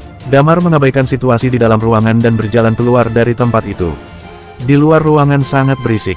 Suara musik diputar dengan keras dan banyak orang yang sedang bergoyang atau menari di lobi lantai pertama. Damar melewati kerumunan dan kembali ke tempat duduknya. Melihat Damar kembali, Wendy menepuk dadanya dengan pelan dan berkata, "Untungnya kamu tidak apa-apa." Kemudian, Wendy menunjuk pada gadis di sebelahnya dan berkata, "Aku akan memperkenalkanmu dengan sahabatku, dia adalah Sela Wijaya." "Sela, pria ini adalah Damar. Aku tidak bisa minum terlalu banyak, maka aku menelepon sahabatku untuk menemanimu juga." "Tidak apa-apa, kah?" tanya Wendy dengan senyuman yang manis di wajahnya. Damar menggelengkan kepala, "Sesukanya kamu saja. Lagi pula, kita datang ke sini hanya untuk minum dan bersenang-senang. Tidak usah terlalu banyak peraturan juga." "Hei, apakah kamu tahu, selama ini Wendy belum pernah datang ke bar. Ini adalah pertama kalinya dia ingin datang ke bar, dan hanya untuk menemanimu." "Sepertinya Wendy merasa tertarik denganmu." Wajah Sela penuh dengan penasaran. Sudah jelas, Sela adalah seorang sanguinis yang mudah bergaul dengan yang lain. "Sela, jangan bicara sembarangan," Wendy melototinya, lalu dia berbisik padanya, "Jangan banyak omong lagi, cepat membuatnya mabuk." Sela tersenyum pada Damar, dia menuangkan segelas anggur dan berkata, "Ini adalah pertama kalinya kita bertemu, mari kita bersulang." Damar sedikit terkejut. Sebagian besar dari minuman yang Wendy pesan adalah anggur dengan kadar alkohol yang relatif tinggi. Secangkir anggur ini dihabiskan olehnya secara langsung. Gadis ini memiliki potensi yang besar. Di pintu belakang Puri Santrian Bar, Doni menendang Dimas dan Saheri dengan keras. Dia meludahi mereka berdua dan berkata, "Dua orang bodoh.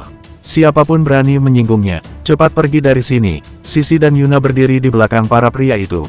Wajah mereka berdua terlihat pucat dan mereka tidak bisa berhenti gemetar. Doni melirik pada kedua wanita itu, lalu berbalik dan memimpin orang-orang kembali ke dalam bar.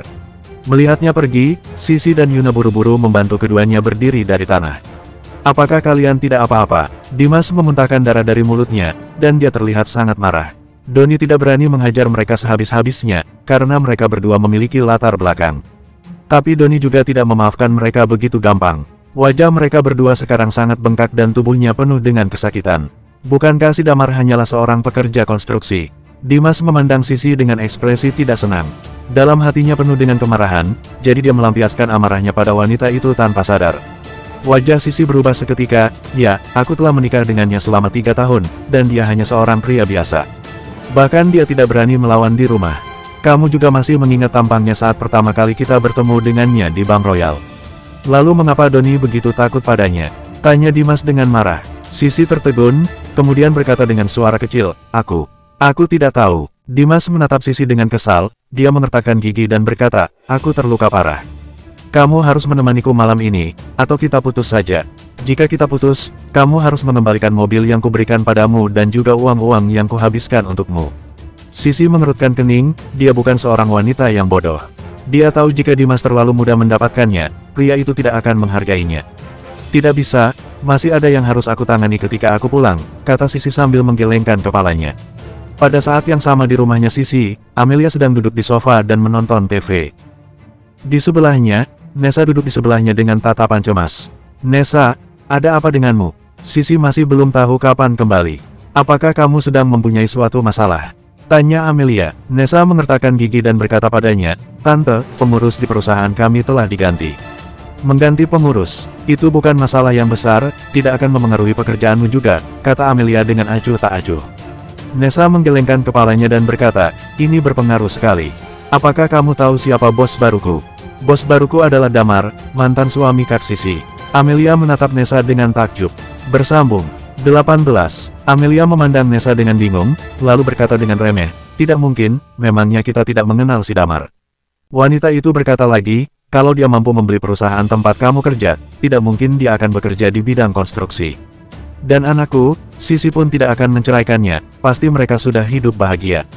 Benaran, aku tidak membohongimu, kata Nessa. Dan menurutku, sepertinya dia sedang memusuhi aku. Kemarin bosku dipecat tanpa alasan yang jelas, mungkin karena bosku menyinggungnya di depan pintu.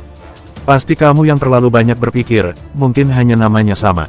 Tidak usah mencari masalah, kata Amelia dengan tidak peduli. Tetapi foto dia dipajang di tembok foto bos-bos di perusahaanku. Amelia masih tidak percaya padanya. Dia berkata, apa kamu sedang sakit? Mungkin kamu halusinasi, kamu salah melihat. Coba kamu pikirkan ini, kenapa Damar bersedia bekerja susah payah di tempat konstruksi, sedangkan dia sebenarnya orang kaya. Makanya itu, aku juga tidak mengerti apa yang terjadi. Aku sangat khawatir, jika dia benar adalah bos di perusahaanku dan aku, kata Nessa dengan cemas.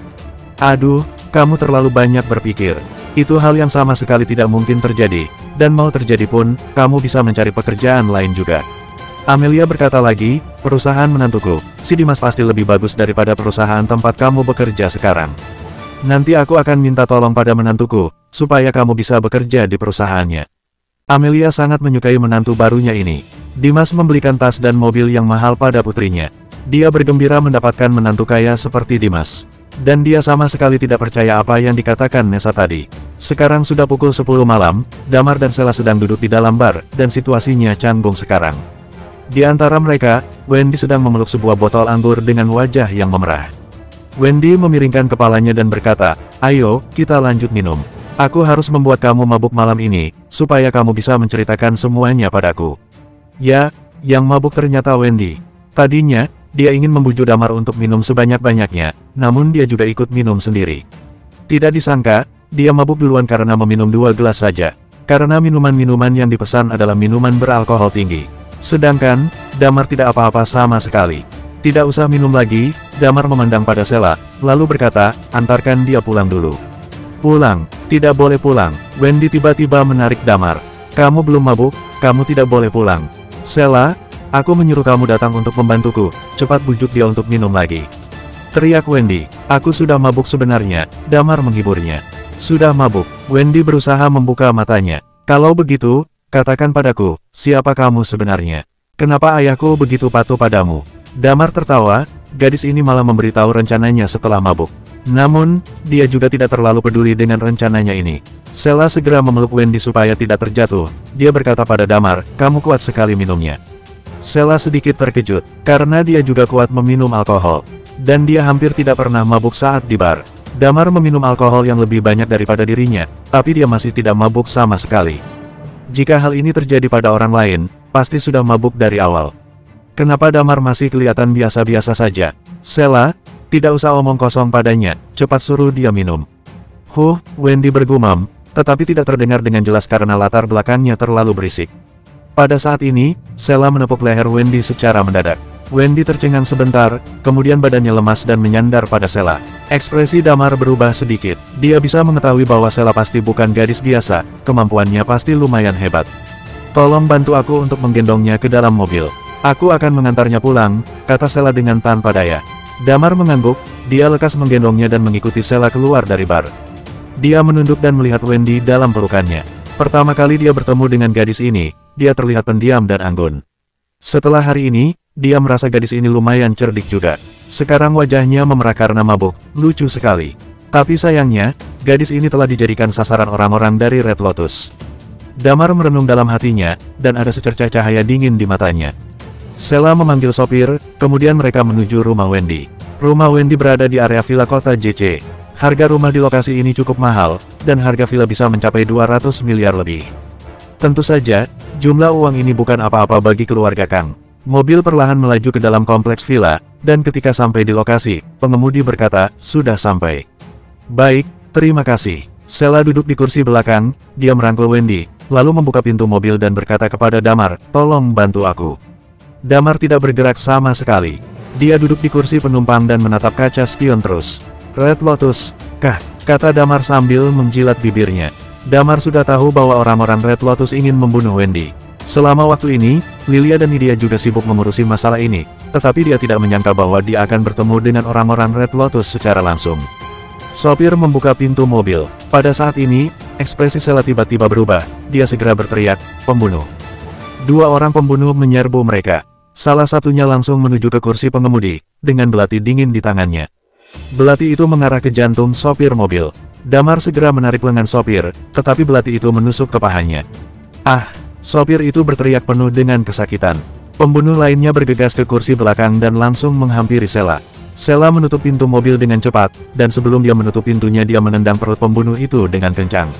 "Cepat tutup pintu dan kunci pintunya," teriak Sheila. Lalu dia mengunci pintu mobil belakang dan memastikan Wendy masih aman. Sopir mobil juga melakukan hal yang sama. Dia mengabaikan rasa sakit di pahanya, lalu mengunci pintu mobil dengan cepat. Saat ini, Damar keluar dari mobil. Sheila tampak senang, dia berpikir bahwa Damar akan membantunya. "Kamu melawan." Sebelum dia selesai berbicara, Damar sudah pergi jauh. "Dasar pria penakut," kata Sheila dengan kesal. Dia berpikir Damar akan bersembunyi di dalam mobil, tetapi dia tidak pernah menyangka pria itu akan melarikan diri dengan tergesa-gesa. Sheila tidak punya waktu untuk memikirkannya lagi. Setelah pintu mobil dikunci, dua orang pembunuh bergegas ke arahnya pada saat bersamaan. Tentu saja, Damar tidak kabur dari situ. Dia sedang melompat masuk ke dalam rumah Wendy. Dua orang di luar hanyalah umpan. Meskipun Sheila sendiri melawan dua orang, tetapi Damar tahu bahwa wanita itu mampu melawannya. Pembunuh yang terhebat sedang bersembunyi di rumah Wendy. Bersambung, 19. Sepertinya informasi yang aku dapat salah. Menurut intelijen, kemampuan pengawalnya Wendy sangat payah. Tetapi dia bisa menemukanku, jelas-jelas informasinya salah. Ketika Damar masuk ke dalam ruang tamu, lampu menyala secara mendadak. Seorang pria muda berambut kuning sedang duduk di sofa dengan santai.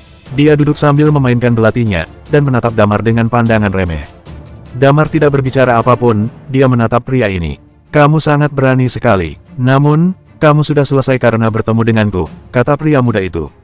"Dengan kamu?" Damar tertawa. "Ya, aku adalah pembunuh Red Card termuda di Red Lotus," kata pria muda itu dengan bangga. Kemudian, pria itu tertawa dan berkata lagi, "Kamu tidak pernah dengar tentang Red Lotus, bukan? Pasti begitu, kamu tidak mungkin tahu tentang komunitas misterius seperti ini. Aku sudah cukup terkejut ketika kamu dapat menemuiku, namun kamu akan menjadi mayat dingin dalam 30 detik. Beritahu aku kata-kata terakhirmu." Jelas sekali, pemuda ini sombong dan pemberani. 3 detik, kata Damar dengan ringan. "Apa?" Ekspresi pemuda itu berubah seketika. "Aku akan menyelesaikanmu dalam 3 detik. Tepat ketika dia selesai berkata, Damar langsung bergerak. Ini adalah pertama kali dia berkelahi sejak ingatannya dipulihkan. Untuk pertama kalinya dalam 3 tahun. Jika orang yang mengenal Damar dalam 3 tahun terakhir berada di sini, mereka pasti akan terkejut. Pandangan mata Damar seperti malaikat maut, yang begitu dingin, ganas, dan kejam. Dia seperti dewa kematian turun ke dunia ini. "Apa?" Wajah pemuda itu berubah tiba-tiba. Dalam sekejap, Damar sudah mencapai sisinya. Damar tersenyum dan berkata, "Sampah dari pembunuh Red Card, beraninya kamu sombong di depanku." "Bu," pemuda itu tidak sempat bereaksi sama sekali. Tangan Damar sudah meninju wajahnya. Dia tiba-tiba melayang dari tanah, tetapi saat berikutnya, dia merasa seseorang mencengkeram pergelangan kakinya. Dan kemudian dia terlempar ke tanah lagi, ubin lantai di rumah Wendy hancur berkeping-keping. Pemuda ini masih tidak ada kesempatan untuk melawan, dia merasakan tangannya kosong. Tidak tahu kapan belatinya telah diambil oleh pria itu. Seketika, belati dingin diletakkan dekat lehernya. Pemuda ini merinding dalam sekejap, dan semburan udara dingin naik dari punggung dan langsung menuju ke dahi. Dia selalu percaya bahwa dia adalah seorang jenius di Red Lotus dan pembunuh Red Card termuda. Dia hampir tidak ada catatan meleset. Tetapi ketika menghadapi Damar, dia bahkan tidak punya kesempatan untuk melawan. Perbedaan antara mereka jauh sekali. Aku adalah Kenzo Hadrian, kakekku adalah bos Red Lotus, Lucas Hadrian. Kamu tidak boleh membunuhku, katanya dengan suara rendah. Lucas Hadrian, lebih baik jangan muncul di depanku selama hidupnya, jika dia berani keluar, aku akan membunuhnya. Damar mencibir. Dia menatapnya dengan dingin, lalu menjilat bibirnya. Sudah 3 tahun aku tidak pernah membunuh orang. Selamat, kamu menjadi orang pertama yang aku bunuh setelah aku kembali. 3 tahun, pemuda itu tercengang sebentar, kemudian berkata lagi, Kamu adalah Night Watcher Zero, itu. Namun, dia tidak bisa menyelesaikan perkataannya. Damar sudah memotong lehernya dengan belati yang di tangannya. Darah mengalir dari lehernya sampai ke bawah. Pandangan pemuda itu terlihat terkejut, tetapi pernapasannya sudah berhenti secara total. Damar tersenyum, lalu mengambil beberapa tisu untuk menutupi leher mayat ini. Supaya darahnya tidak terjatuh ke lantai, kemudian dia menoleh ke samping. Di luar, seseorang memaki, dasar penakut, masa langsung kabur dengan begitu cepat. Beraninya dia meninggalkan aku sendiri melawan 2 orang. Aku tidak akan membiarkanmu mendekati Wendy lagi. Suara wanita ini adalah Sela Wijaya. Damar tertawa tanpa daya, dia memandang pada mayat yang di lantai dan merasa tidak baik jika dilihat oleh Sela dan yang lain. Dia mengangkat mayat tersebut, mematikan lampu, lalu melompat dari jendela. Sebagai seorang Night Watcher, ini adalah tugas mereka untuk membereskan semua hal ini supaya tidak ketahuan oleh warga biasa dan tidak mengganggu kehidupannya. Dia menghindari semua kamera CCTV dengan sempurna, dan mengangkat mayat itu ke tempat yang sepi. Lalu, dia menelepon Lilia dan berkata, "Halo, aku barusan menyelesaikan seorang pembunuh Red Card, posisiku sekarang ada di..." Tidak lama kemudian, sebuah mobil jeep berhenti di dekatnya. Jendela mobil telah diturunkan, Lilia dan Nidia yang berpakaian Night Watcher sedang duduk di dalam mobil. "Ada apa?" tanya Lilia. Damar membuka bagasi, dan memasukkan mayat ke dalamnya. Lalu masuk ke dalam mobil dan menjelaskan hal yang terjadi dengan detail. Setelah itu, Lilia berkata, "Kenapa tidak menangkapnya saja? Kalau begitu, aku bisa mencari cara untuk mencari tahu semua rencana mereka kali ini." "Aduh." Damar menggaruk kepala, lalu dia berkata, "Dianya terlalu sombong, makanya aku tidak bisa menahan untuk membunuhnya." Nidia tertawa, "Dokter Lilia, tidak apa-apa, dia bisa menyelesaikan seorang pembunuh Red Card. Itu adalah hal yang bagus." Lilia mendengus dingin. Asteris. Matahari menyinari lantai kamar tidur, Wendy membuka matanya yang mengantuk, dan seseorang memakai masker kecantikan muncul di depannya. "Sela, kenapa kamu bisa ada di rumahku?" tanya Wendy dengan bingung. "Kamu lupa, kamu tidak tahu betapa bahayanya kemarin." Sela menatapnya dan berkata. Kemudian, wanita itu berkata lagi, "Kemarin malam, seseorang berusaha membunuh kamu." Wendy tertegun, kemudian berkata, "Kamu pasti sudah mengusir mereka, bukan?" "Ya, tentu saja, kamu bisa percaya padaku," jawab Sela dengan bangga. "Aku mabuk saat kemarin malam. Sayang sekali, tidak berhasil membuat Damar mabuk, dan menanyakan hal-hal padanya. Kenapa ayahku begitu menurut padanya? Dan bagaimana cara dia menyelamatkan ayah?" kata Wendy dengan sedih. "Jangan bicara tentang dia, dasar pria penakut." Sela berkata dengan marah. "Kemarin dia melihat seseorang datang, jadi dia lari begitu saja. Orang-orang seperti dia bisa menyelamatkannya, Paman Bari." "Aku tidak percaya." "Baiklah, aku akan mandi dulu." Wendy bangkit, lalu keluar dari kamar tidur. Setelah berjalan beberapa langkah, dia tiba-tiba berhenti. Wendy yang berdiri di ruang tamu mengerutkan kening dan bertanya, "Sela, kenapa lantai di rumahku retak?" Asteris. Saat pagi hari, Damar masih dalam suasana hati yang baik. Dia memberi tugas pada Lilia dan Nidia untuk menangani kejadian tadi malam. Dia pulang dengan santai dan tidur nyenyak. Dia tidur sampai pukul 10 pagi, lalu dia bangun perlahan. Setelah mandi, dia turun ke bawah untuk sarapan. Begitu dia sampai di gerbang kompleks, seorang wanita mendekatinya dan berkata, "Damar, kamu benar-benar tidak tahu malu. Apakah kamu benar-benar meminjam uang untuk menyewa rumah di kompleks kami?" Damar tidak asing dengan suara ini, itu adalah suara Amelia. Amelia baru saja selesai membeli sayuran dan berjalan pulang. Damar mengerutkan kening dan berusaha mengabaikan wanita ini. Namun, Amelia berkata lagi, "Dengarkan aku, yang kamu lakukan hanya sia-sia. Kamu tidak mungkin ada kesempatan dengan Sisi lagi, kamu sama sekali tidak bisa dibandingkan dengan Dimas. Dimas begitu kaya, memangnya seperti kamu yang begitu miskin." Damar memutarkan matanya pada Amelia, "Aku mengingatkan kamu karena Paman Adrian, Dimas bukan orang yang baik." "Dimas bukan orang baik, lihat, bajuku dibeli oleh Dimas, harganya lebih dari jutaan," kata Amelia dengan tidak percaya. Damar malas untuk meladeninya lagi, dia berbalik dan ingin pergi dari tempat itu.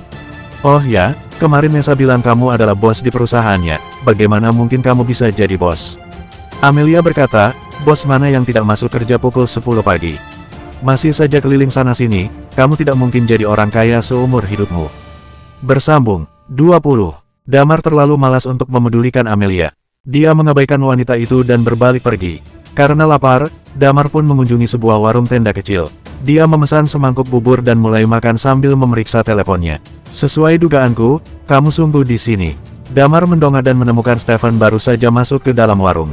Pria itu duduk di depan Damar dan menatapnya tanpa berkata-kata. Stefan sama sekali tidak terkejut menemukan Damar di warung tenda ini. Hal itu karena Damar memang selalu makan pagi di sini. Kamu bukannya pergi kerja malah di sini, untuk apa?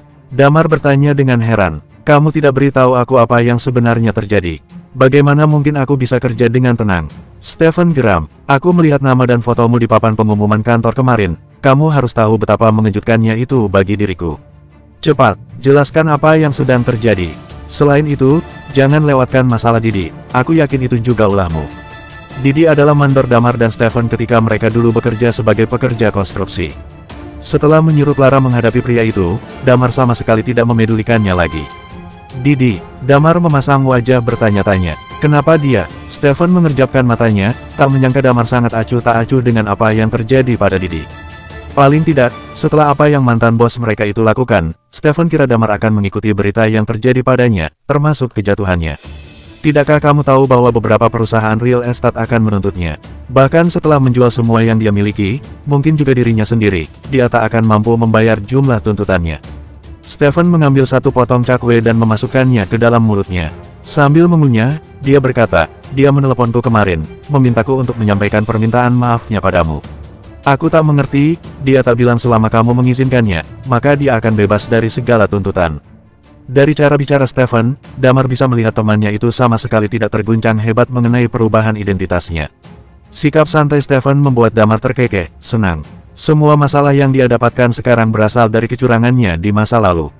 Dia mencari masalah sendiri, tak ada hubungannya denganku, balas Damar dengan tenang.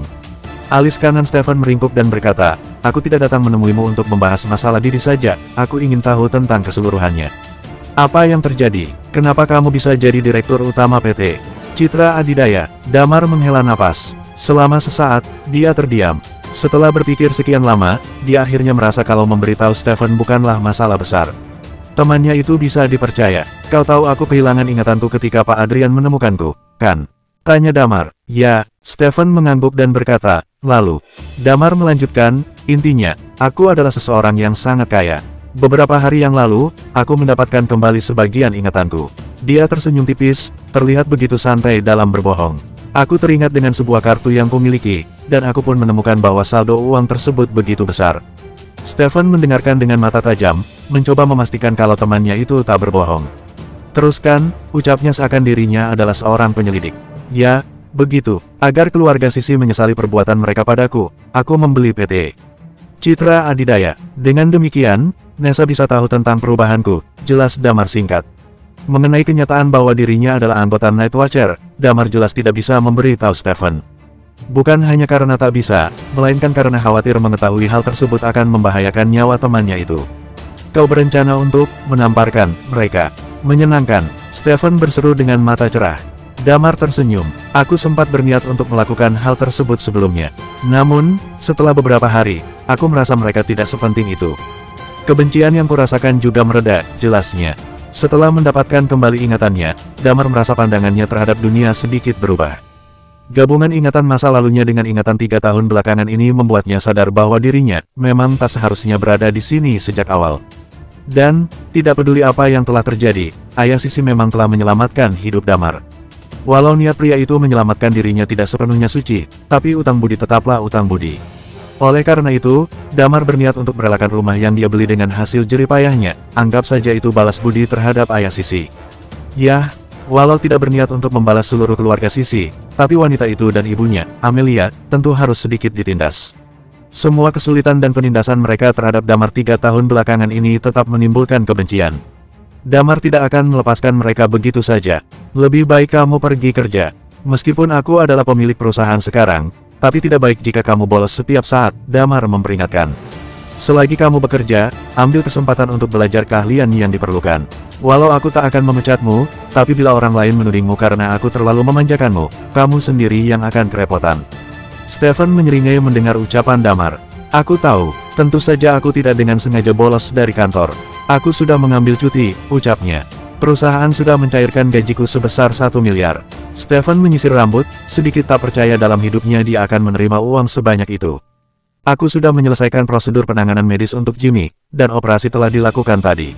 Operasinya berhasil. Mendengar hal tersebut, Damar menganggukkan kepalanya sambil tersenyum lebar. Dia menepuk pundak Stephen. Bagus. Ini berita bagus. Dia berkata dengan semangat, kembalilah dan urus anakmu. Ketika dia sadar, segera hubungi aku. Aku ingin menemuinya. Di depan pintu PT Citra Adidaya, seorang pria berjas dengan sepatu kulit terlihat mondar-mandir di depan pintu.